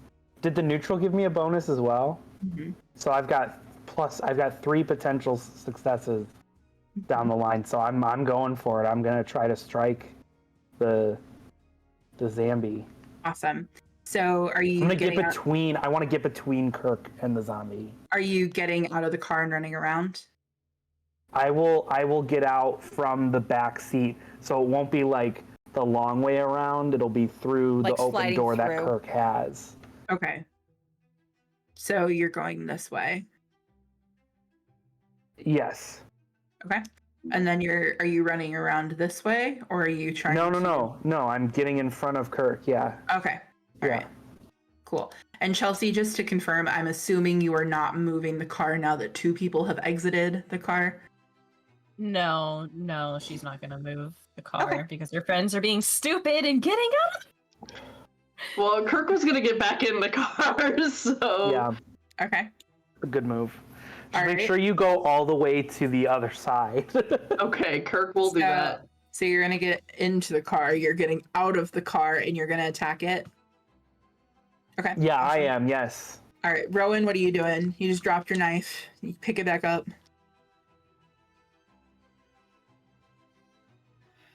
Man, this shit is fucked. This is weird. Rowan is having a hard time comprehending all of this bullshit. This is too weird for Rowan. Go ahead and make a composure check for me, Rowan. I had to say something, huh? Kirk, you can also make one. No! Okay, Can thankfully I... my composure's okay. Chelsea, what are you doing, love? Well, she can't really go anywhere, and her friends are running around the car, so she's gonna roll down the window, chuck, and roll the window back up. Yeah. So you're throwing the lug wrench. All right. I have, sorry, I miscounted. I have 4 degrees of success, not 5 degrees like I thought. I have 4 degrees of success. Yes? Okay. Yeah. Hmm? Yes. So you do not take an additional point of morale. You gain 2 survival points. Kirk, my love, my dear. I'm using competency points to make it Okay. neutral. All right, so you do not lose that additional morale, because it was looking a little rough there, buddy. Okay, cool. So everybody is Chelsea. You are going to make a throw check. You are gonna have Did 2 we need to speed dice. determine speed? Oh, okay, Yeah. that's what you were just about to say. No, you're good. 2 speed dice for Chelsea. You're gonna have 2 speed dice, Jennifer. Kirk, are you doing any? You're just getting into the car. You have 1 speed dice. Yep. And then Rowan, you're panicking. I mean, not externally, but How fast are you panicking? Roll your speed dice. How fast are you hyperventilating right now? They do not want to get. Okay, here's the thing. They do not want to get out of the car to deal with this because they just saw Kirk get bit, and Kirk running back in. Like they don't. They no. I think honestly that they're gonna just keep themselves ready for fucking something to come at them, or if something tries to get into the car that isn't any of their friends, because their science brain is not comprehending this weird ass fucking horror movie shit that's happening. They're probably having a sleep deprived fever dream for all they know. Awesome. All right. Well, you can make a hold check. I'll make a hold check. All right. Everybody roll your speed dice, please. 8. Fucking hell! I can't roll for shit. Okay, so 3, 5. I 8. got 7, and you got 8. Okay. So sorry. This is the one time I didn't roll like garbage on speed. 3 degrees of failure. You drop your knife again. God damn it!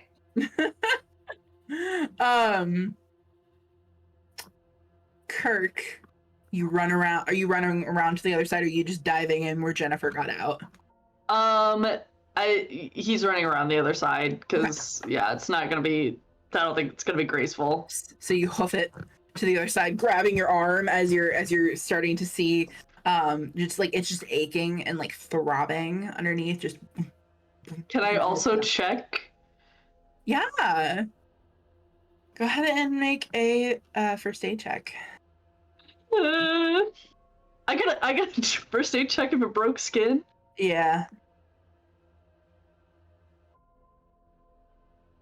Hold on. Because you're also still covered in blood from the previous fight. 3 degrees of failure. It's real hard to see right now. He's Your like arm's fucking. his vision just blurry. Yeah, you get a snowflake in your eye, like right as you're like looking down. Yeah, no, it's hard to see. Chelsea, you crank the window down and just yeet the lug wrench. Ooh, that's not good. God damn it. It's This bitch okay. empty. It's okay. We'll figure it out. It'll be great. How many degrees of failure? I'm trying to figure that out. What is my throw? I have not thrown anything yet. It's your best It's in skill, trained too. skills. Yeah. It's at the Well, it's one of your best bottom. skills. Okay, so I have the 2 automatic successes from my holds, right? Correct. So that puts me at 1 failure. I'm gonna use my last 2 comp points. To give it a degree of success? Yeah. All right. That's a really good choice because I was going to have Jennifer make a dodge check otherwise. So you all right, so go ahead and roll you have 1 degree of success, so go ahead and roll a damage die for me. Great, that's a 6. Yep. D6? Cool. Or, we're not gonna use Chelsea's dice. They've been really mean today. Like Chelsea Well. can be. Oh. the Accurate. the dice heard you talking shit about Chelsea. Yeah. Are there any bonuses, or is it just straight roll? It's just well, do you have any gear bonuses? Do you have anything for thrown weapons? I do. I have a +1. So Okay. that's 3. Let's Awesome. fucking go. So you throw it and like it starts, you see it almost like go over the head of it before it just like ninja stars and just it right in the head, and you hear as the lug wrench falls to the ground and doesn't go over the edge, so you are able to grab it if you want to later. Hint hint, nudge nudge. Jennifer, this thing, seeing you now become its new target, is going to take a swipe at you. Okay. Fail. And it's gonna hit. God damn it. It kind of and it like reaches forward. And I am stalling. Stop doing the opposite of what I say when it comes to hitting us. It's like you gotta yell Allison Jaffe or Will Wheaton.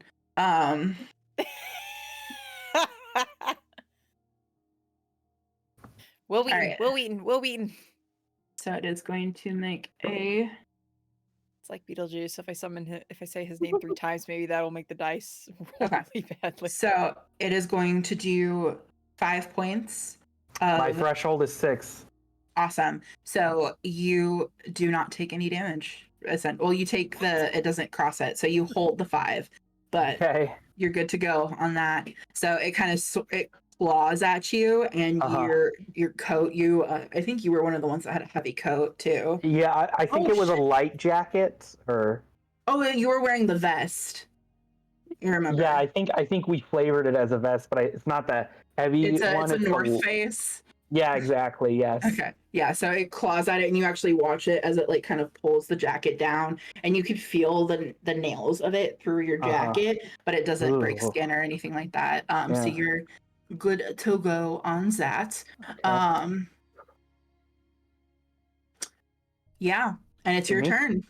Okay. What do I need to roll to stab this guy? Melee piercing. Okay. Where? That is in your trained skills in the second column. It'll say PI next to melee attack. All right. This is actually not bad because Jennifer's top ability is strength. So. Okay, so it's 2 degrees of failure. I'm going to use both of my competency points to make it neutral, and then my 3 hold bonus gets it to 3 degrees of success. Yep. So roll 3 damage dice. Okay. 1 exploded. I'm at 7. Okay. 10. 10 total. All Do you right. get any bonuses to that? Like, do you have any trained? No.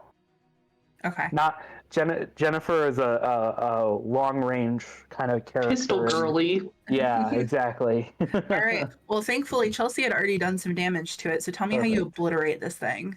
It tries to scratch me, and I just scream, and I begin to stab at its neck multiple times, and then I like use my other arm to just kind of like push it with my arm, kind of on the neck, to just like push it down, and then I get back in the car, and I just begin to like scream and convulse in disgust.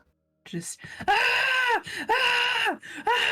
and you just kind of panic, and as you do, you see that Chelsea, you have enough room to officially move up and get over. I'm gonna need you to make a quick spotlition check for me. Okay. While we're having this combat, like all the cars behind us are like, nope, back it up, back it up, back it up. We're the fuck out. Fuck They weren't that able to shit. get very far, but We'll enjoy the Rocky Horror Picture Show from way back there. That's not great. No, don't say that. What is my spot listen? Oof. Wait, the Rockies Horror Picture Show. There we go. It's minus. Okay, that's 5 failures. okay. Since I'm a gracious GM, I'm gonna buy all of those off of you, knocking me up to 15 risk. Nice of you. Oh, Thanks. yeah, of course. Anytime, girly. And you whip your head to the side as you see where the person is. He's kind of stumbled back a bit because of the initial guy that had attacked him, and he's actually nursing what looks to be a wound. And you see that there's blood that's kind of dripping up from the snow where it looks like he actually went over the guardrail and stuff like that. And the thing stopped pursuing him and turned back and came towards you guys. But he climbed back over and he's just holding his arm. You see as there's just traffic for miles and miles and miles off to the left side. And where the car pile up, your eyes just, you zero in on just this one little spot where it looks like you can get through and it's just clear on the other side. So you whip the car to the right and just skirt through. Yep. I'm not gonna even make you make a pilot check. You just get through, and you guys zoom down the road, and we are going to gut to break. And when we come back, it's gonna be very exciting. When we come back, will Kirk still be alive? Oh no! Am I going to roll a whole new character? No! Ah!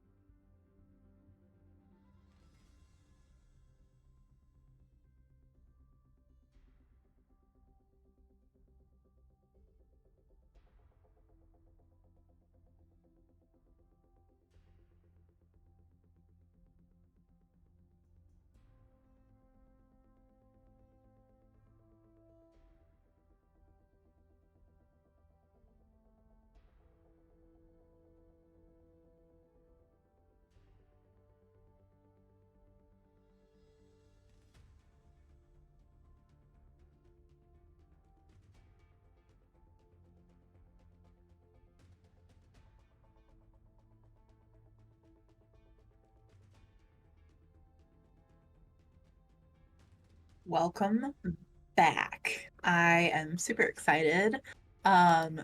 What is the fate of our survivors as they race down the road? Who knows? No, I'm joking. All right. So you guys race down the road to somewhere.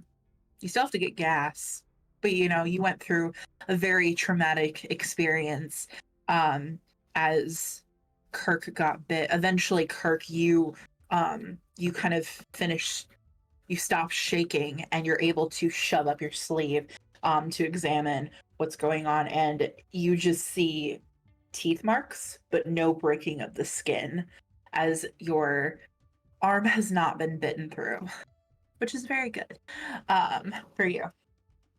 You all eventually get down to the road and come upon a little gas station that's off the interstate. Kirk is Iron Man. Off the interstate, and you're able to fill up Kirk's car and eventually continue down. You come along a curved road that sort of brings you back around until you see a sign that says, "Welcome to Silverton." Jennifer, it's been 3 years since the initial outbreak happened, and you can't help but feel like this very same day sort of reminds you. The snow is gently falling down as you're sitting on the barricade. It's currently your turn to keep watch to make sure that none of the infected get through. You haven't seen any for a couple weeks, but Orion has been very particular about making sure that everything gets watched. A few weeks ago, you had a couple bandits come through and try to steal a few supplies. Thankfully, you guys were able to fend them off, but not before a few of your guards have gotten injured. Wanting to get good with Orion, your leader here in the obelisk, you have volunteered to take on a few more guard shifts. Kirk. It was really scary, wondering or not if you had gotten injured in that fight, but even more so when you learned what that initial bite of those creatures can do. You didn't know until you saw it firsthand, but the body slowly deteriorates and the mind starts to slip away from you. Starts to slip away from you, and eventually you just lose yourself in this madness. And to think that that could have been you, that is just overwhelming. But thankfully, with the help of your friends and some much needed rest, you guys were able to take shelter in Silverton and have been here for a little time now. The town didn't come up out of nowhere. You initially had checked it for supplies, and you guys had tried to make your way to Denver and eventually had to backtrack, take shelter for the evening, built up a lot of supplies over the time of near not Great Rapids, near the intersection where you would cut off to Denver, but eventually had to fall back into Silverton. The town's only been up about a year now, but it's prosperous, and you all are starting to feel like you have a place amongst the ruins that were. Chelsea, you specifically have taken a lot of time to hone your first aid skills within Silverton. You have been able to provide a lot of help to Orion, as he is the doctor. I need to move my mic over the chat so I don't see it. You're able to help Orion a lot within the medical building that you have established. It's not anything grand, but it is yours. Over the course of the past year, you've been able to tend injuries and help those who have not been so fortunate. You often are keeping inventory. Fighting's not your strong suit, so this is where you feel the most comfortable. And you have made something of yourself. You're an asset to this city. And town. Rowan,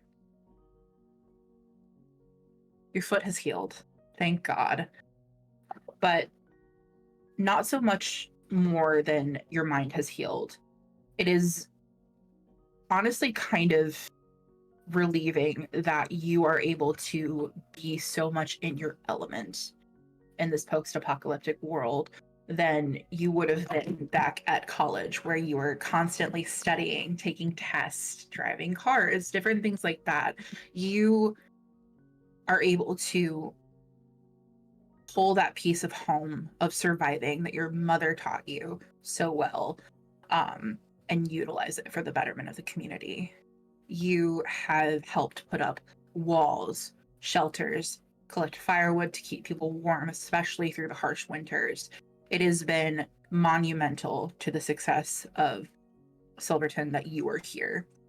And you have also made yourself very much a pinnacle of the community within that.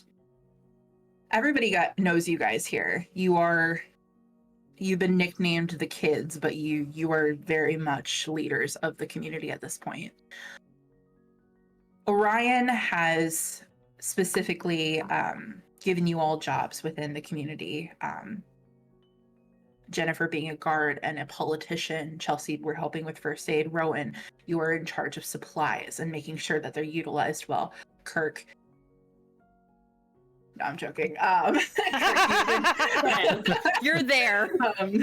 You're there. No, Kirk, you've been helping maintain and starting to get the town's power back up, which has been monumental, and especially in these colder times, because you've had to utilize so much of the wilderness. With that being said, the day is December 18th, and you all are in your respective areas in the town of Silverton with the Obelisk group. What are you doing? Taking a long drag of a cigarette. I'm just kidding. I'm on watch right now, so I guess I'm watching. The snow is falling, and you're kind of just paying attention. The cars that have rusted down in front of this great big barricade that you've had have been there for ages. And you take your job seriously, but you've also been out in the cold for a few hours at this point, and you're just ready to go inside.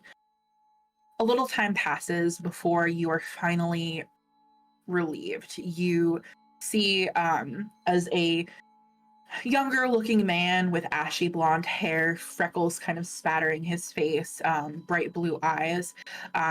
His name is Oliver, and he kind of steps up and kind of knocks against the stone and says, time's up.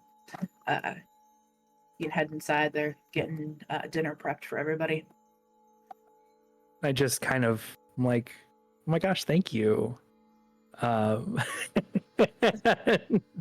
And she leaves. He nods. He does hold out his hand for the bow. It is the communal bow and arrows that are here, but you do have one of your own. Okay. I hesitate at first, but then I give him the bow. Thank you. And he kind of settles down, and he does pull out a cigarette. How do you get one of those? Good behavior.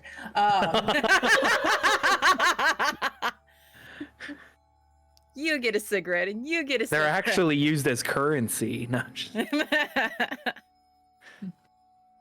Oh, damn. The Zomshank redemption. Got it.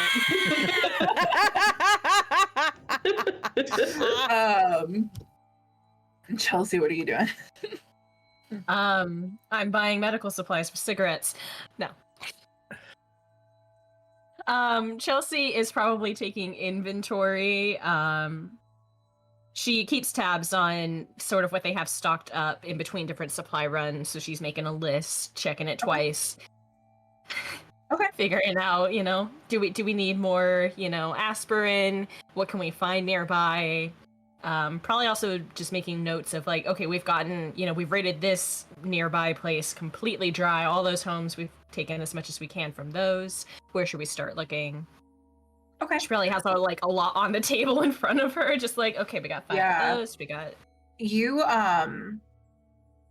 who and feel free to anybody can jump in here, but who would be a person who whittles out of the group, do you think? I think Rowan would probably be the most likely. Yeah, I like it wasn't something they did often, but I think it would be a definitely a hobby they developed over time, over the past 3 years. Just like they need something to do with their hands when things are slow. So I think they picked up whittling. Okay, awesome. As a gift to you, Chelsea, Rowan, almost like a war table, has gifted you these little miniatures that you can put down on places that you've seen and places that you've rated to sort of give you a better idea of what is around you. Go ahead and make a general search check for me, or spot list it. You can choose whichever one you want to use. Yeah, with our updated character sheets. Mm-hmm. I had to say something. Has Chelsea become less observant over time? Well, reallocated those Probably. Okay. It shouldn't be terrible. Sorry, I'm bad at math. Let me get my calculator set up. Okay, you said search? Yep. Okay, that's 2 degrees of failure. Okay. So you're kind of going over, you find yourself, you've been staring at this for hours and hours and hours, and while you're good at reading small text for long periods of time, it's tiring. You kind of go over your list and make sure, and then follow another, and eyes go to another list of the town over that you guys have rated previously, making marks on your list and then moving a piece to each of the buildings that you've gone through. You see specifically in Silverton, there has been a couple buildings that you guys haven't completely cleared out yet just because of the abundance of infected and undead that were there. But for the most part, the town has been cleared off. You, who has hydrate? Everybody hydrate. The slowest waterboard of your lives. That's funny. So you move those and it takes you a few minutes, but you look up and you do see you do kind of a double take on the supply list and how much you have, and you do notice that there's a few things missing within. Maybe it was reported, maybe it wasn't, but you certainly don't have the list of that. Specifically, what is missing is a tank of morphine. You see that there's also a few bandages missing. There is what looks to be an ice pack missing as well, which isn't a huge deal. Ice is super easy to come by, especially this time of year. But you also see that a few syringes are missing, as well as a few test tubes. Rowan, what are you doing? I think kind of similar. Rowan is also doing a bit of a supplies check, especially if snow is starting to fall, making sure that like the firewood is kept dry. Sure. To make sure that it doesn't get damp from the snow. I think also they would also be making a note of natural resources around us that could be used for medicinal or everyday use. Is it safe to assume that our area has a good collection of like pine trees, perhaps? Yes. So Rowan would be like making notes of like we can collect pine sap to be used as an antibacterial, or find trees that have dry sap on it to be used as a fire starter. So they're making notes of what we do have and making notes of what we can add, using the natural resources around them. That way, if we can't get to anywhere to like raid, we could try to make use of what's around us. So they're using their survivalist skills to like, okay, what can we use around us and what can we make last? Sure. You specifically over the last year or so, and even beforehand when you guys were traversing the terrain, would have noticed that the pine tree population is very dense here. The other thing that you would have specifically noticed is that there are a couple mines nearby. Silverton was, per the name, was originally a mining town, But in addition to that, the resources from the mines aren't super useful in this specific instance. But from the times that you've gone in there to kind of look for stuff, you have found a few lamps that were left over from the miners.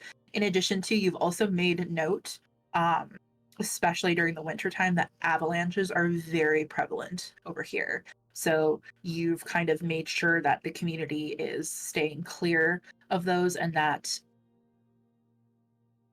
I have the Wikipedia page pulled up, and that people steer clear of those natural disasters that are coming down from the mountains.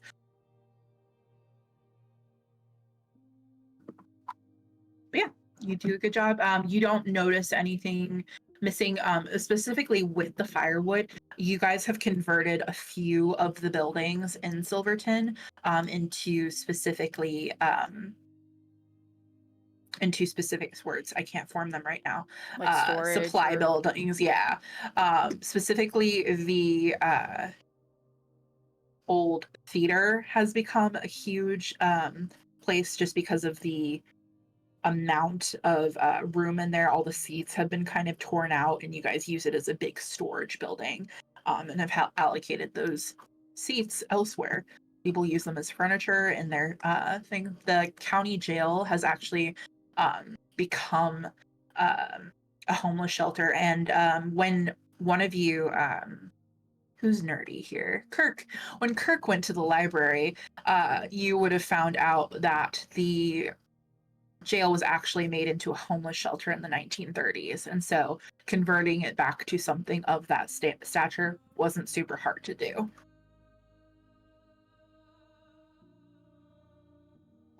Speaking of Kirk, what you doing, bud?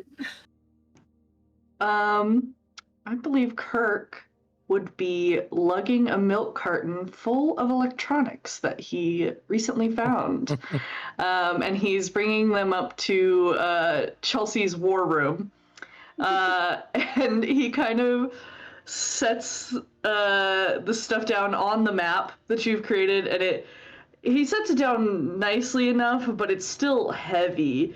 So some of your little trinkets kind of topple over as he puts it down. And he goes, Chelsea, look what I found in that old man's farmhouse in the crawl space. All this electronic stuff. Free. You see, Chelsea, as you look... It's all free. True. Chelsea, as you look over it, a lot of the electronics aren't like super... They're not super new. Which is kind of crazy considering how well technology had advanced for 2023. But with it being stagnant there, all of this stuff is very old-timey. You see a couple of like remote control cars that kids would play with. You see that there's a record player that Kirk has kind of, it's like it's not quite in one piece anymore, but it is in there. There's a toaster, just to name a few things. The thing that you do know is there is this little green, what looks to be motherboard that is kind of wedged in there, and is actually, you have to pull it out and unwrap it, as Kirk has very lovingly wrapped this and stuck it in so it wouldn't get damaged. Yeah, what a find. What a find. I guess we don't have to go to the Apple Store anymore. We definitely don't. I don't think we'd find anything like this in there, but yeah, I think this will work for my little project. I would say at this point, I would have probably met up with them, and like while they're talking, I would go like, "Oh my gosh, I used to have one of these growing up," and she takes out like, man, what would be relevant for the year she was born as like a youngster? 2003. Yeah, so like 2000. Yeah, like a OG, like 2000. So she would have been 4 when the first iPhone came out. So like. Yeah, like a first generation. Yeah, like, yeah, and just like starts like pretending to use it, like, look at this.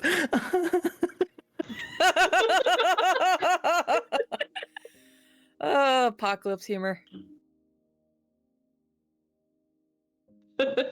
Sorry for people in chat who were born in 2003. We're 2003. fucking old. Jeez Louise. We were born with a year that starts with 19. Give us a break. So yeah, so Rowan, you eventually finish up with your supply count, and Yeah. you see as another member of the community comes over and relieves you, and you guys are able to go. You do hear the bell that goes through the city. You were against it at first, Jennifer, thinking, God, what a stupid fucking idea to literally ring the dinner bell on us. But since clearing out most of the space around Silverton, you guys have become more accustomed to it. But you do hear the dinner bell being rung. You should charge your iPod Touch before we go. You know, that way it still has some battery juice in it when we come back. There is no power. You are not able to do that yet. That's the joke. That's the joke. Apocalypse humor. Ba-da-ba-ba-da-ba.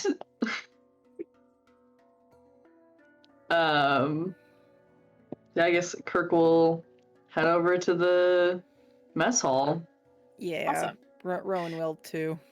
It has been set up specifically in a old building called the Posey and Wingate building.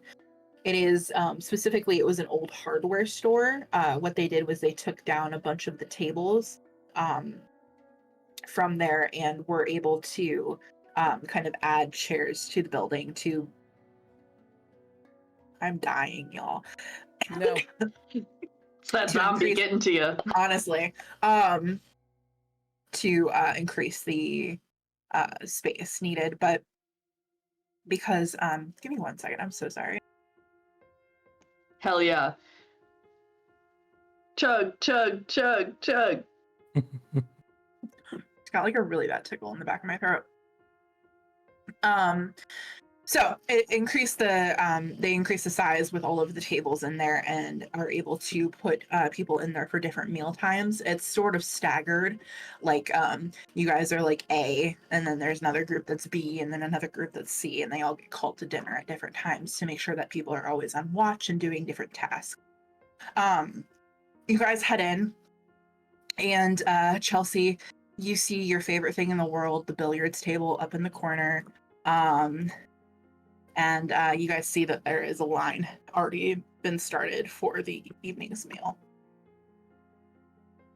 I get in that line. Awesome.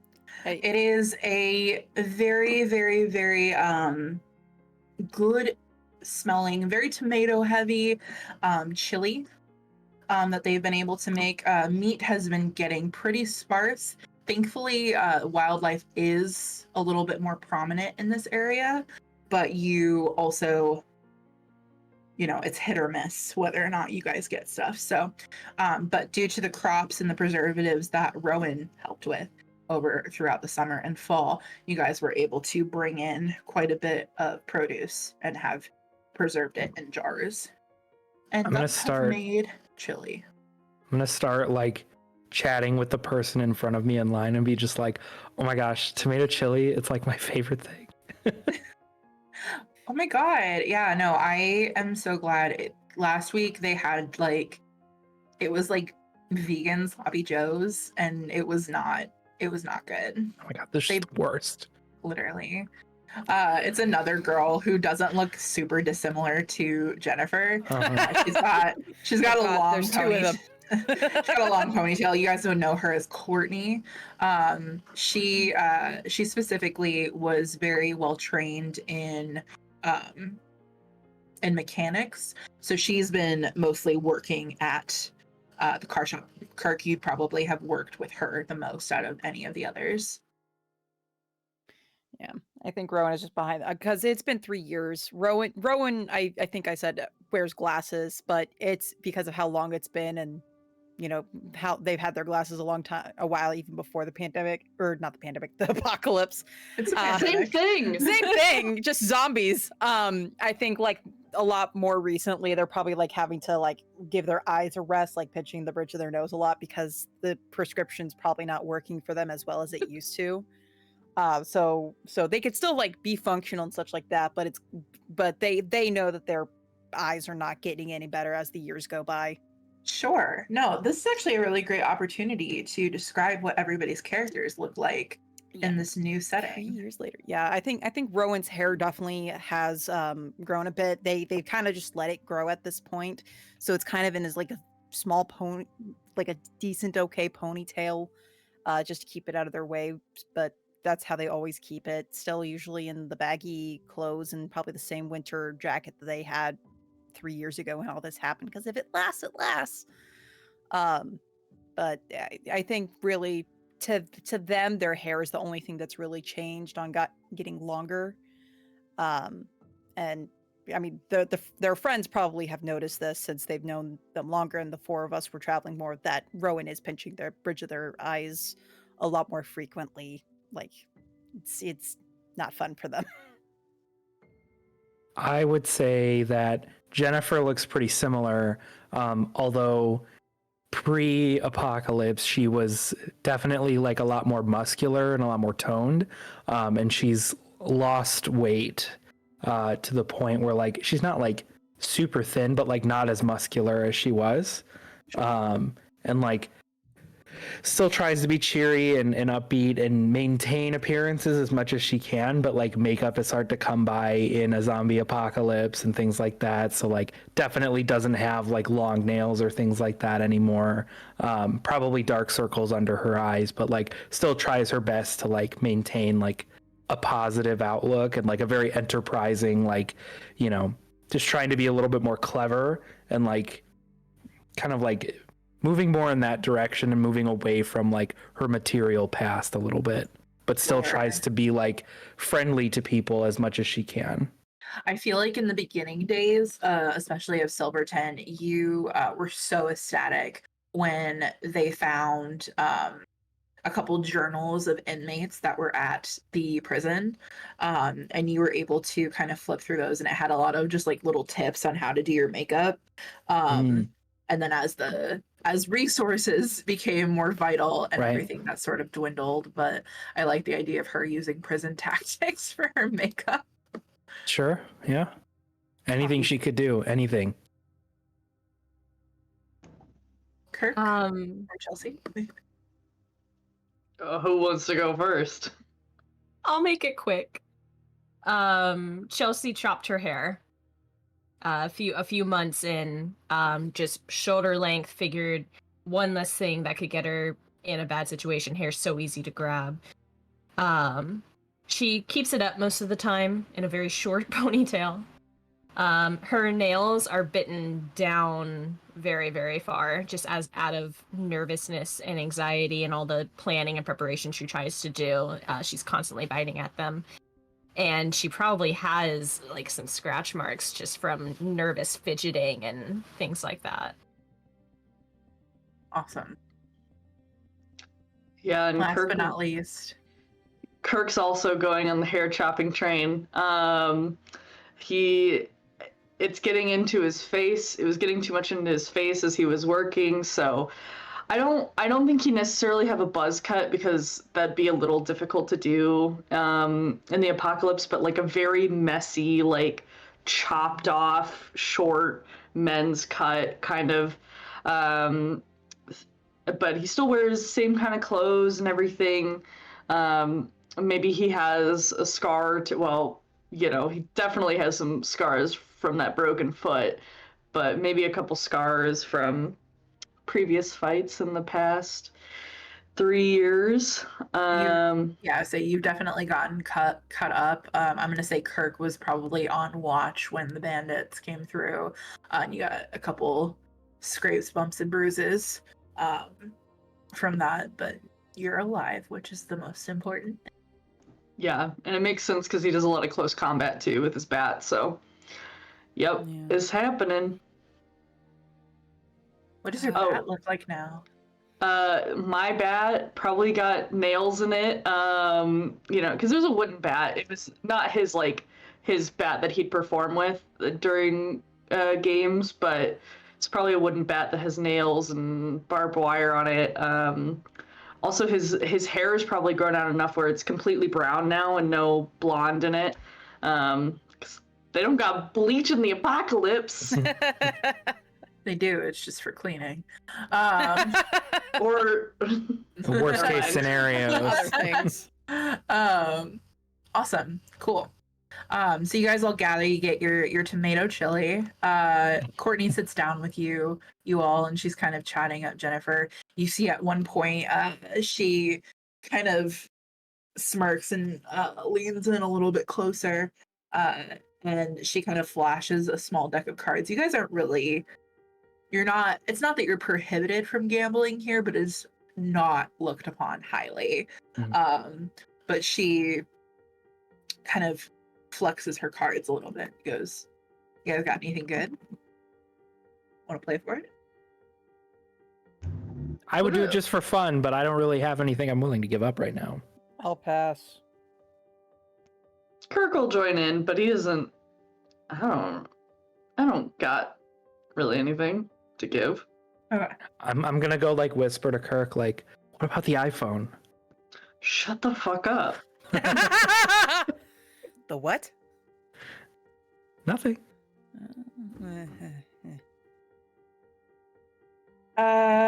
Make a. How loudly do you say that?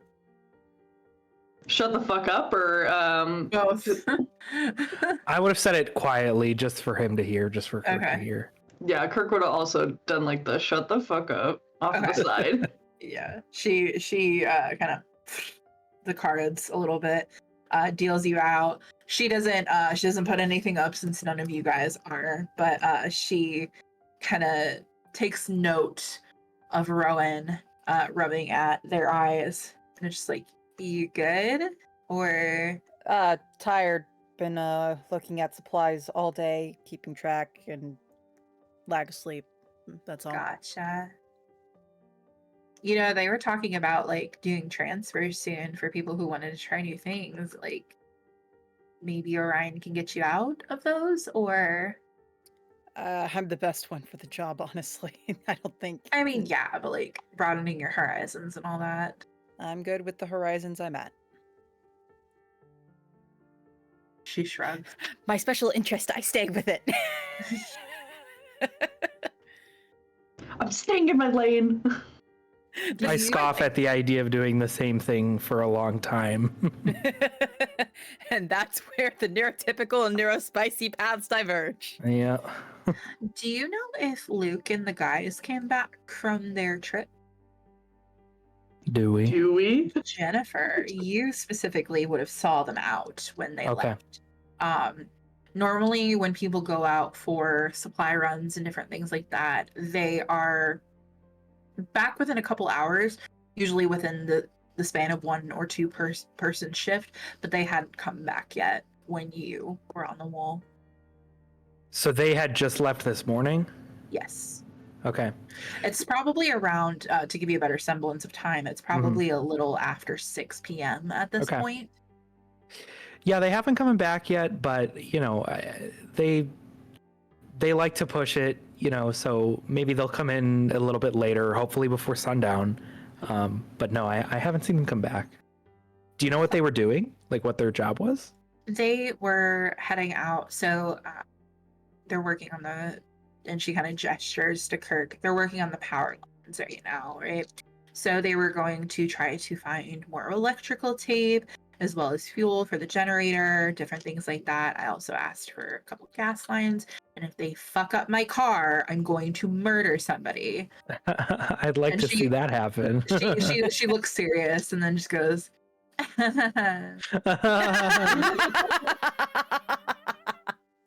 We stand Courtney. We love her. Anyway, also I've been so it is you can do it with a regular wrench, but like I've been looking for a lug wrench for so fucking long, and I just can't. I haven't found one yet. It's infuriating. I mean, if you go up the highway for like 6 hours, About 20 miles that way. You know where one is at? I know where one was 3 years ago. Rowan actually laughs at that. Rowan actually has a you laugh. see, you actively see Courtney just doing the math in her head, like, what are the chances that it's still there? All right. She kind of cracks her knuckles, goes back to eating. Do you guys do anything besides just chow down? Rowan is so exhausted, and they had if they are considered pillar of the community, they're probably very peopled out at the moment, so they're kind of like quiet as they're eating, just to try to refresh their own battery. Sure. Jennifer would be trying to either eavesdrop on a conversation between, like, if there are specific leaders within the village, or she would be trying to like carouse for gossip and like find out like what like the goings on are in town that she may not know about yet. Sure. You do see Pastor Matthew speaking with one of the women in his congregation. Essentially, she acts as the one of the school teachers and like the Sunday school stuff adjacent. So they're kind of chatting. You hear as he sort of brings up, he goes, well, I'm getting concerned because the morale of the community is starting to get a little lower. I don't want us to get too focused on things that don't matter. And he kind of shrugs, and she goes, well, we're doing our best. We're bringing in new scriptures, and we're getting the kids more involved in the activities here. They're starting up a school and everything like that, and she's trying to get him a little bit more encouraged. I know that things are not right, but Orion has promised us that it's going to be better with this big push and everything like that, and then the city will be cleared out and things will go back to normal. I mean, they have to, right? And he kind of, if God wills it, kind of laughs a little bit and nods, but he kind of pats her hand and goes back to eating his food. The only other conversation of note that you would catch is probably it's probably what Chelsea was saying, or not Chelsea, sorry, Courtney was saying about the group not coming back and the fact that they're putting up more of the power lines and stuff like that. Chelsea, the thing that you noted earlier, the supply is missing. It hasn't been talked about at all, but that is a thing that you do recall. Yeah, she's probably looking to see if Orion is in the. I'm assuming he's probably in their group for lunch, dinner, dinner. Make a spot listen check for me. Ooh, that is not half bad. I thought you were gonna say that's bad. Spot listen. I'm better at that now.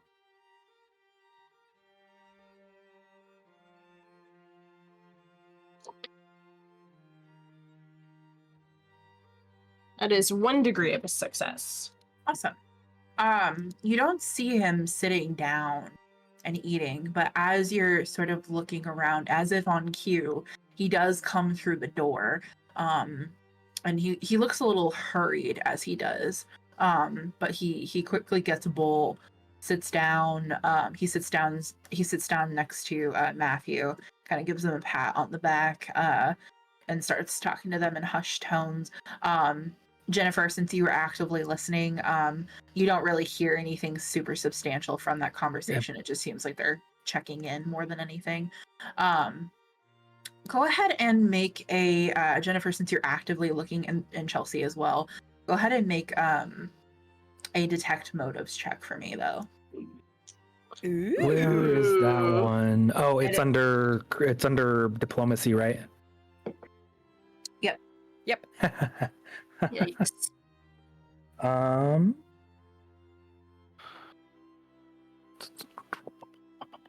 3 degrees of failure. Bum bum bum. Brum, brum, brum. I have 1 degree of failure. I would like to use 2 points to turn that into a success. Okay. Just a reminder that you guys still have that degree of success that you got from earlier. I'll use it as an automatic success. Okay. You do that. Just because we're gonna forget about it. Yeah. I don't want to forget about it. Making the executive decision. Forget about it. So you both kind of make note, just because you two spend the most time with Orion. He obviously has other interns, quote unquote, that come in with the medical stuff, but he's more often than not still in his scrubs and in lab coat, no matter where he's at, unless he's going out on a supply run. But that's already been sent out. It's already been sent out for the day. He's in his normal clothes, which seems a little odd for both of you. Just kind of making that note. Chelsea pushes away from the table. I will be right back, and goes over because she has things she wants to ask him aside from that. Sure. So you go over and you sit down, and the conversation kind of dies down as you Chelsea, and he kind of scooches over so you can sit down. Hi, I had some questions. So, and she pulls out her list. So I've done recent inventory. We're doing okay except for things that are missing. Have you been in the supplies lately, or did we have like some emergency I wasn't aware of? Because I'm aware of most of them. How loud is she being? Not very. Okay. He kind of nods a little bit, and his eyes go a little wide at that. And you see as as Matthew next to him kind of gives you a curious look. Missing? What do you mean missing? When? Well, what I mean is they have a very specific assigned slot that I have designated, and they are not currently in that very specific design slot that they are supposed to be in. I know what the word missing means, child. I mean, when And don't did ask me the questions. Dr. Orion, did you have any idea where this... I love her. Okay. You get smited. Oh no. You get struck by lightning. You see as Jennifer, I'm going to give this to Jennifer, Kirk, and Rowan, if you guys want to notice little details, go ahead and make a spot listen check. But you guys, I assume, are paying attention to this interaction as well. Jennifer, you see as Matthew's hand sort of flexes a little bit and his knuckles go a little white around his spoon, but he doesn't say anything. Okay. I'm sensing some tension between the pastor and Orion. Little Is that bit. right? Okay. Yeah. Yeah, failure for me. 2 degrees of success. You notice the white knuckles as well.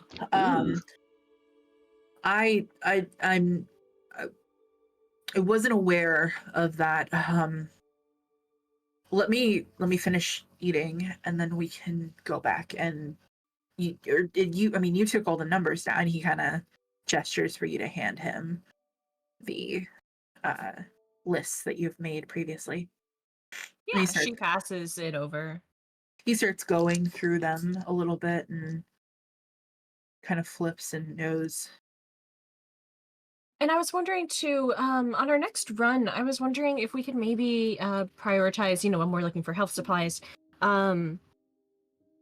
slim chance, but contacts? Or maybe new, I don't know, glasses? Something like that? We haven't hit the optometrist yet, but we can take a look at that. No, no pun intended. Yeah, it's down there at the bottom. He makes note on your mini map. I mean, if you all want to go out for a supply run tomorrow, I hadn't made up the group yet. And Yeah. he kind of glances at you and then over at your table, and hold on. They would love to. You see as Courtney pushes her table back and gets up and leaves.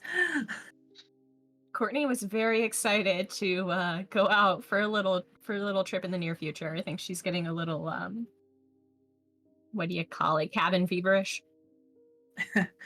Funny. Go ahead and make me a bitch check. Go ahead and make a persuasion check.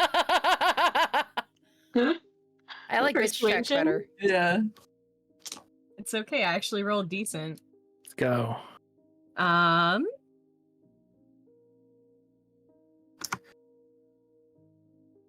That is 2 degrees of success. Okay. He kind of gives a nod, and you've seen that look before. Like, it seems like he's actually considering that as a possibility.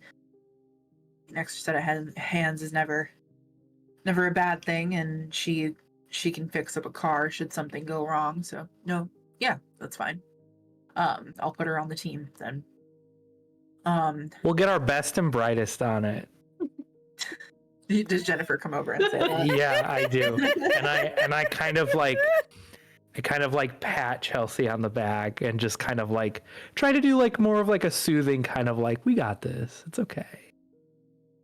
Oh, much appreciated. And you see as Matthew like very loudly drops his spoon into his bowl, and it sort of makes a like clanging sound against it, and he goes, well,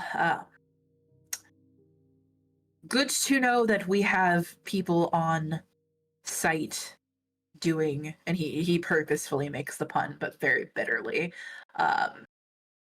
doing what needs to be done, and gets up and moves his bowl to the disposal and walks out. And you see Janelle as her name, the school teacher. Just don't mind him. He's been grumpy ever since he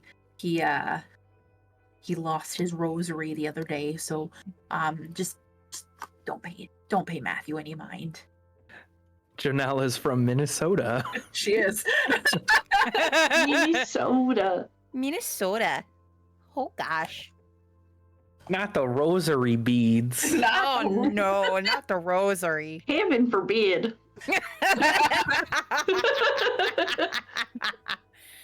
And she kind of she reaches over and gives your hand a pat, Chelsea, and she goes, Now you have to do it. I forgot Soph was in this.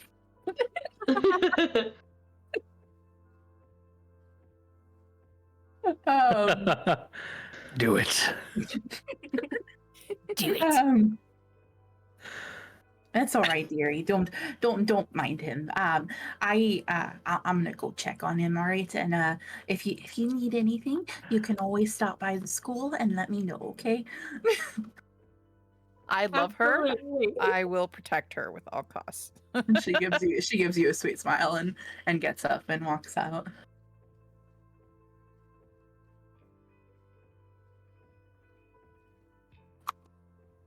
Well, I guess So we're going out on a going. supply run.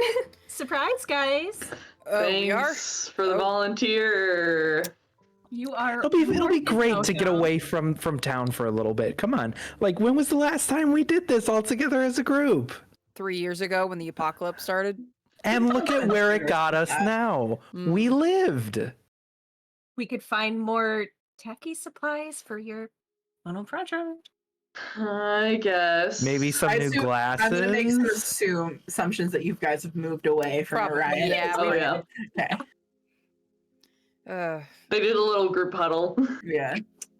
Everybody. Someone mentioned new glasses, and Rowan goes like, "Oh, fuck, that obvious, huh?" Just a little bit. Contacts. But I'm good like that. I notice those things. You don't have to kiss ass with me. Ooh! She just like goes from like a smile to like kind of like a I know you too well. at least I'm doing something. Kirk, if Reed were here, he would never stand for this. I would not. Well, Reed's not here, is he?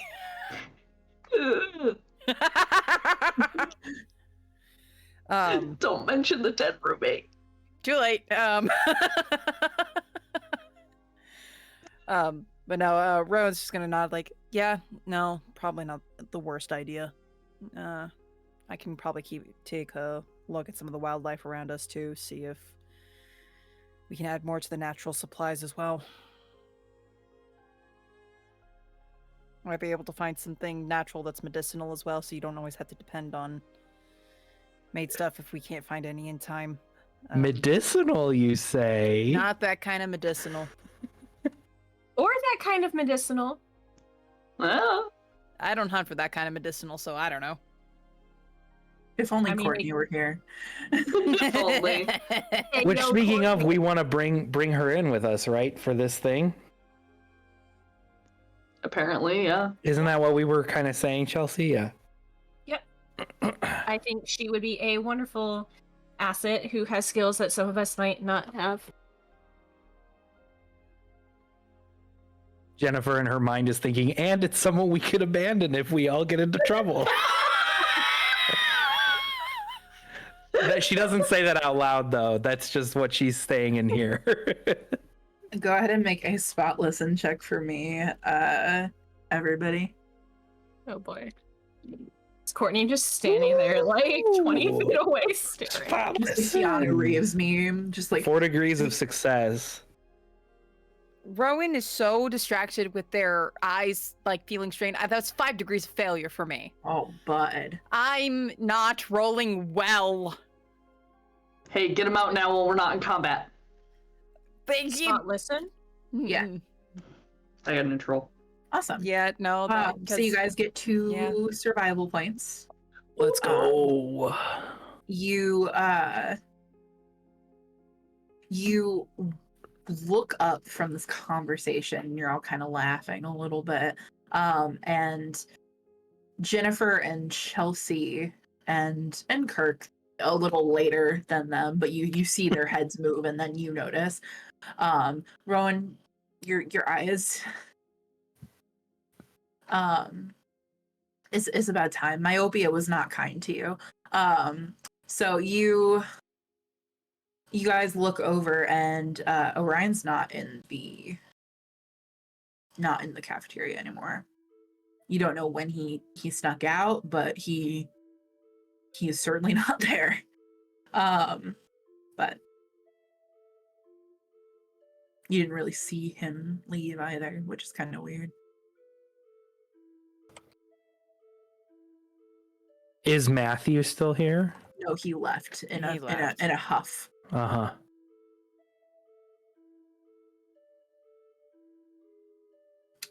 But yeah, you all gather up your stuff, finish eating for the evening. And I assume you guys go to your little, we'll say you guys have like a little house that you kind of share. Now we're all roommates. Yay. Makes sense. It's the Silverton commune. Mm. And you get inside, you guys all hunker down for the night, go to bed, unless any of you guys are doing anything else. Actually, Kirk's an insomniac, so he's probably going to be staying up and working on his little project. Sure. With all the new tech. Go ahead and give me a engineering check. Oh, I just upped that. Is it a regular one or a material one? I'm gonna say materials since you're probably stripping stuff for materials right now. Material boy. Material girl. Ooh. What is math? I'm rolling decent. Glad somebody is. That is 1 degree of success. Awesome. That's really good. I rolled a Extra 6. skills are hard to do. So you're able to very easily, you've been practicing at this a lot, very easily strip away specifically the receiver cables in the remote control cars. That was a big find for you because they interact with the signal. And you sort of start to I'm going to say, since you got a success, you start to work almost like, I don't want to say combine, you start to create the item and basically you slip the receiver in, you slip the motherboard in, which will kind of be a conduit for the power through, and you start to get the beginnings of this radio that you've been working on, sort of under the table. You don't want to get in trouble for taking supplies. Yeah, and I feel like Kirk would have a secret stash somewhere in the house, You just in case anyone would raid it.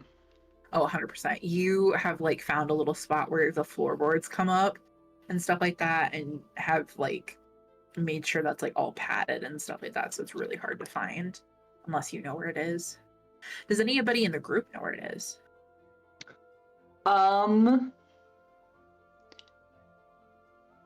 You know what? I think he would. He trusts this group enough that he would tell them that where exactly it is, in case anything were to go wrong with Kirk.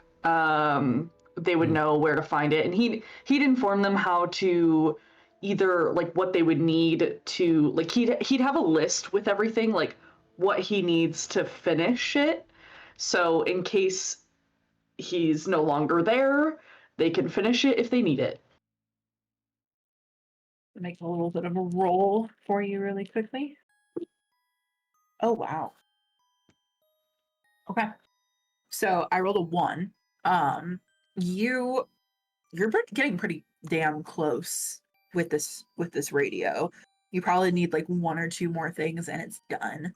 And it's good for testing. So something to keep in mind when you're on your supply run in the future. You all hunker down for the night. Kirk working into the wee hours of the morn on his radio, and you all eventually do find sleep. The next morning, who is an early riser out of all of you?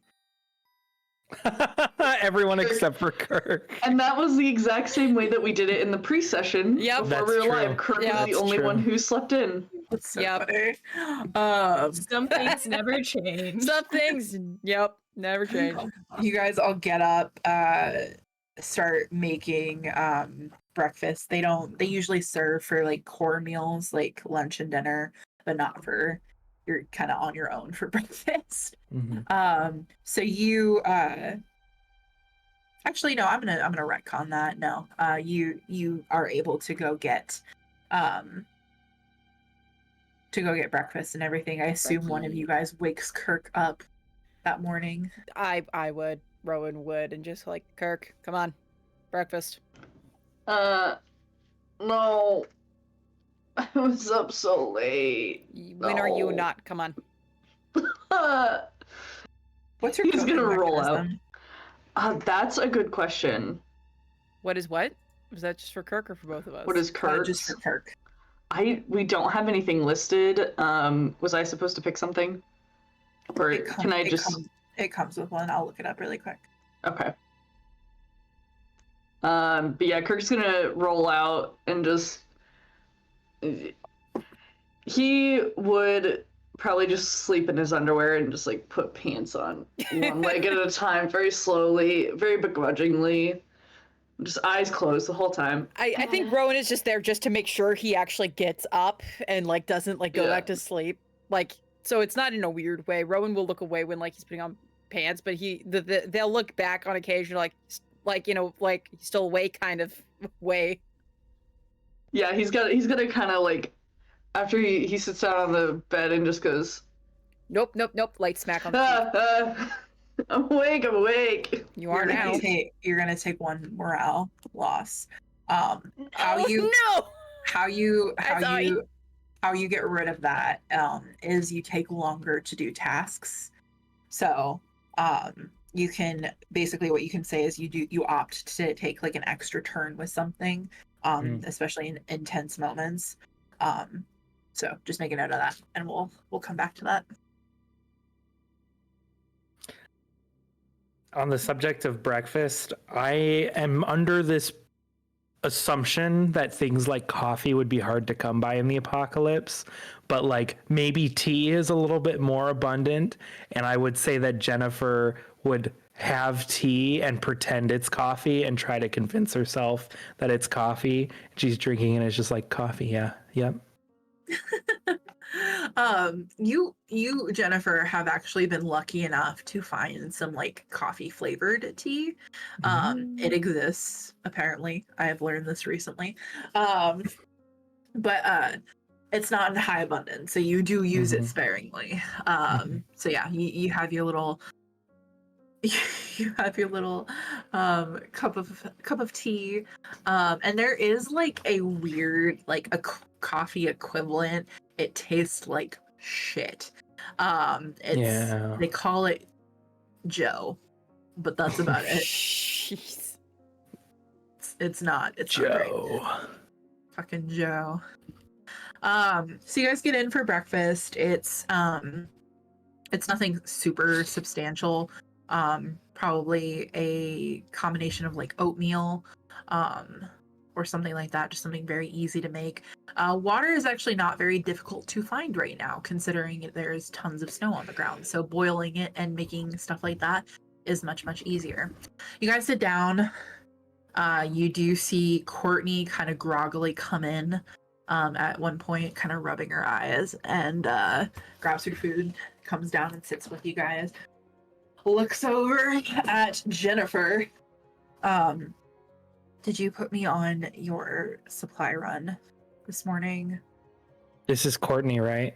Yeah. Yes, we did. Yeah, you're coming with us.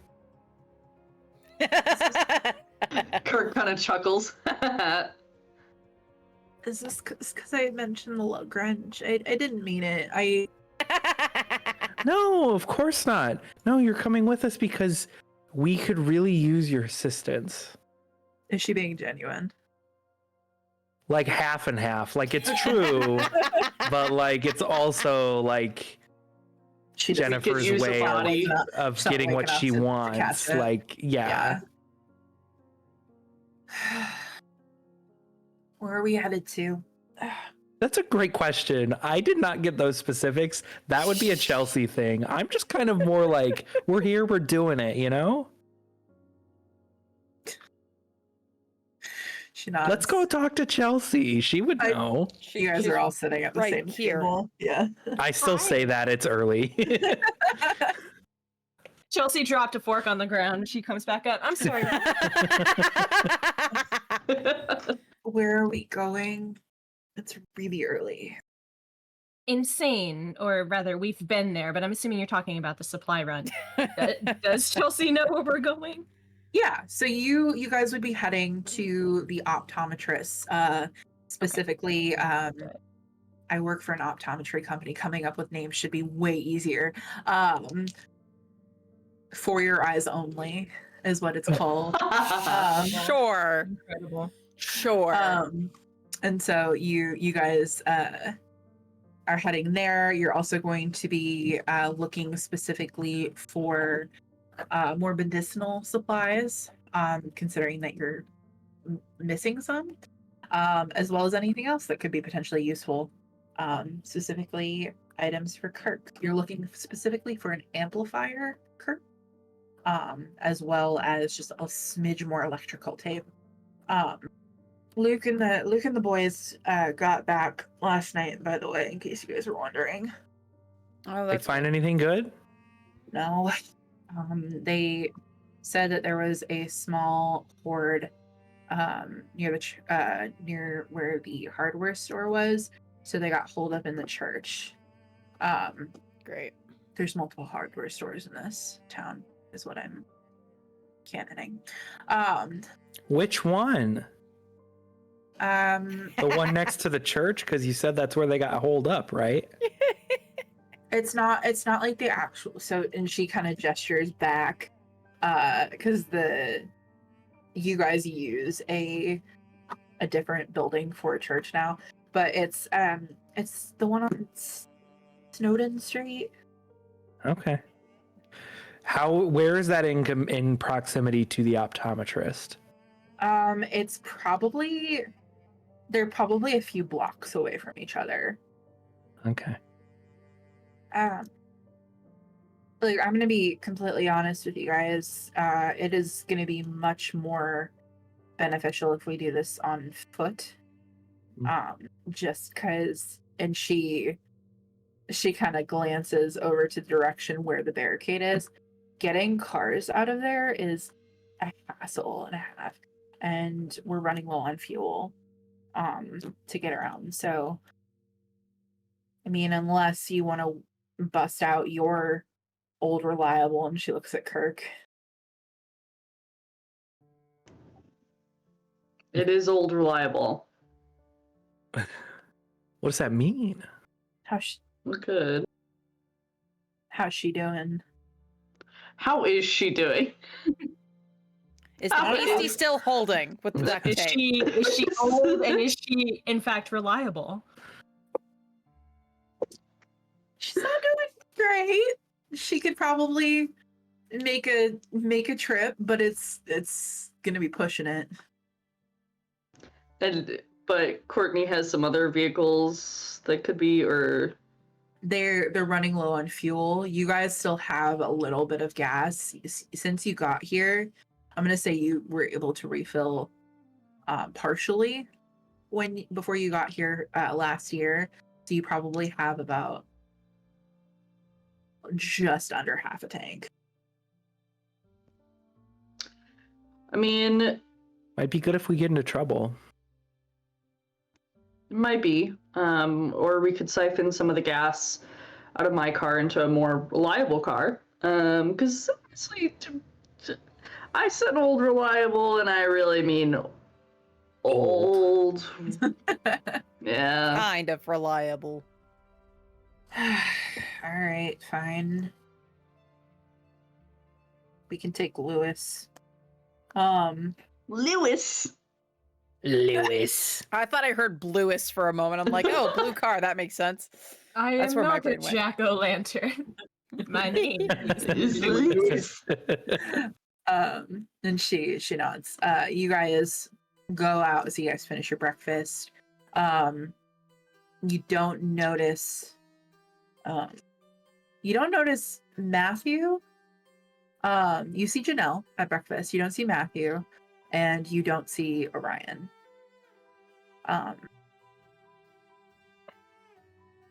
And you guys finish up your breakfast. You go over to your place again.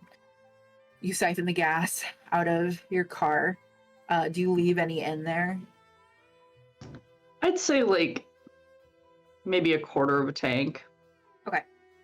So you siphon out some gas. You she brings over a couple gas cans and stuff like that, and you guys take it over to the auto shop, which is actually right on the edge of the town near where the barricade is. She takes it in, loads it up into a blue car.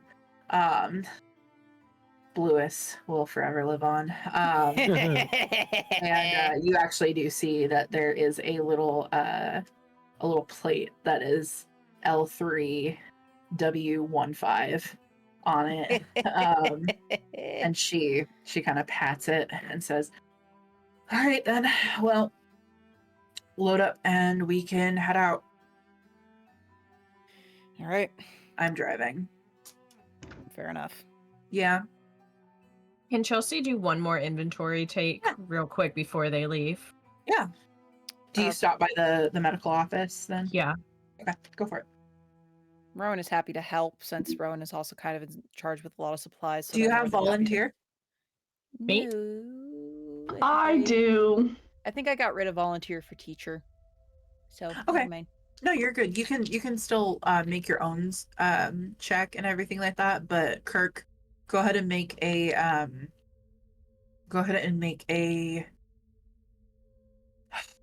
search check for me. And whatever success, if you get anything bad, it won't count against Chelsea. But if you get any successes, it will help her. Does a neutral count? It won't do anything. Tabby. You got a competency point? Maybe you turn that into a one success. I do. I'll make it one success. So that gives you a neutral, Chelsea. Yeah.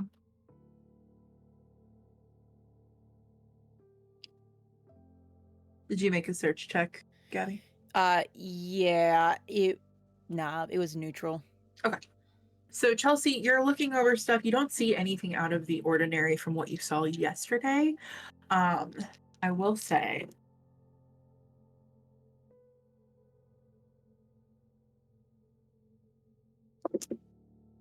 Okay.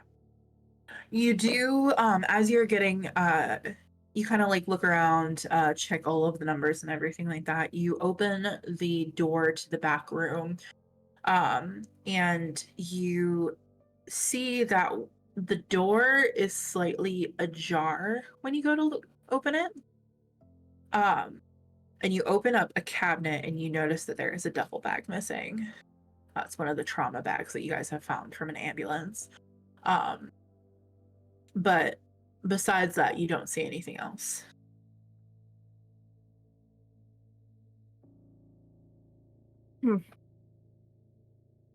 Tries to put it out of her head for now, and she will explore that if they make it back after this trip. You'll be fine. All right, and you guys get gassed up, and you get into the car, and you head off into into the morning, I guess. And I believe that is where we're gonna leave off this Let's session. go. Woo-hoo-hoo. Hello, 3 years later, baby. I don't know about you. But I'm Yeah. I'm feeling 23. 23. No, I had a great time though. Thank you guys so much for playing. Did you guys have a good time? Hell yeah. Yeah, Absolutely. Everyone's alive, thank God. God, But you didn't get broken skin, Kirk. God, I was so nervous for you. But I will say, I will not hold the suspense anymore, and we will do the giveaway. If anybody in the chat has not entered the giveaway, make sure you do so now. The code is !gimme. We are giving away I'll get you the actual official name here in just a moment, the After Dark Avalor Hunter's Moon set, which is a 5-piece D10 set. It's uninked, so you can paint the numbers yourself or use them as like secret dice. They're UV activated and are bright day glow green. Super, super awesome.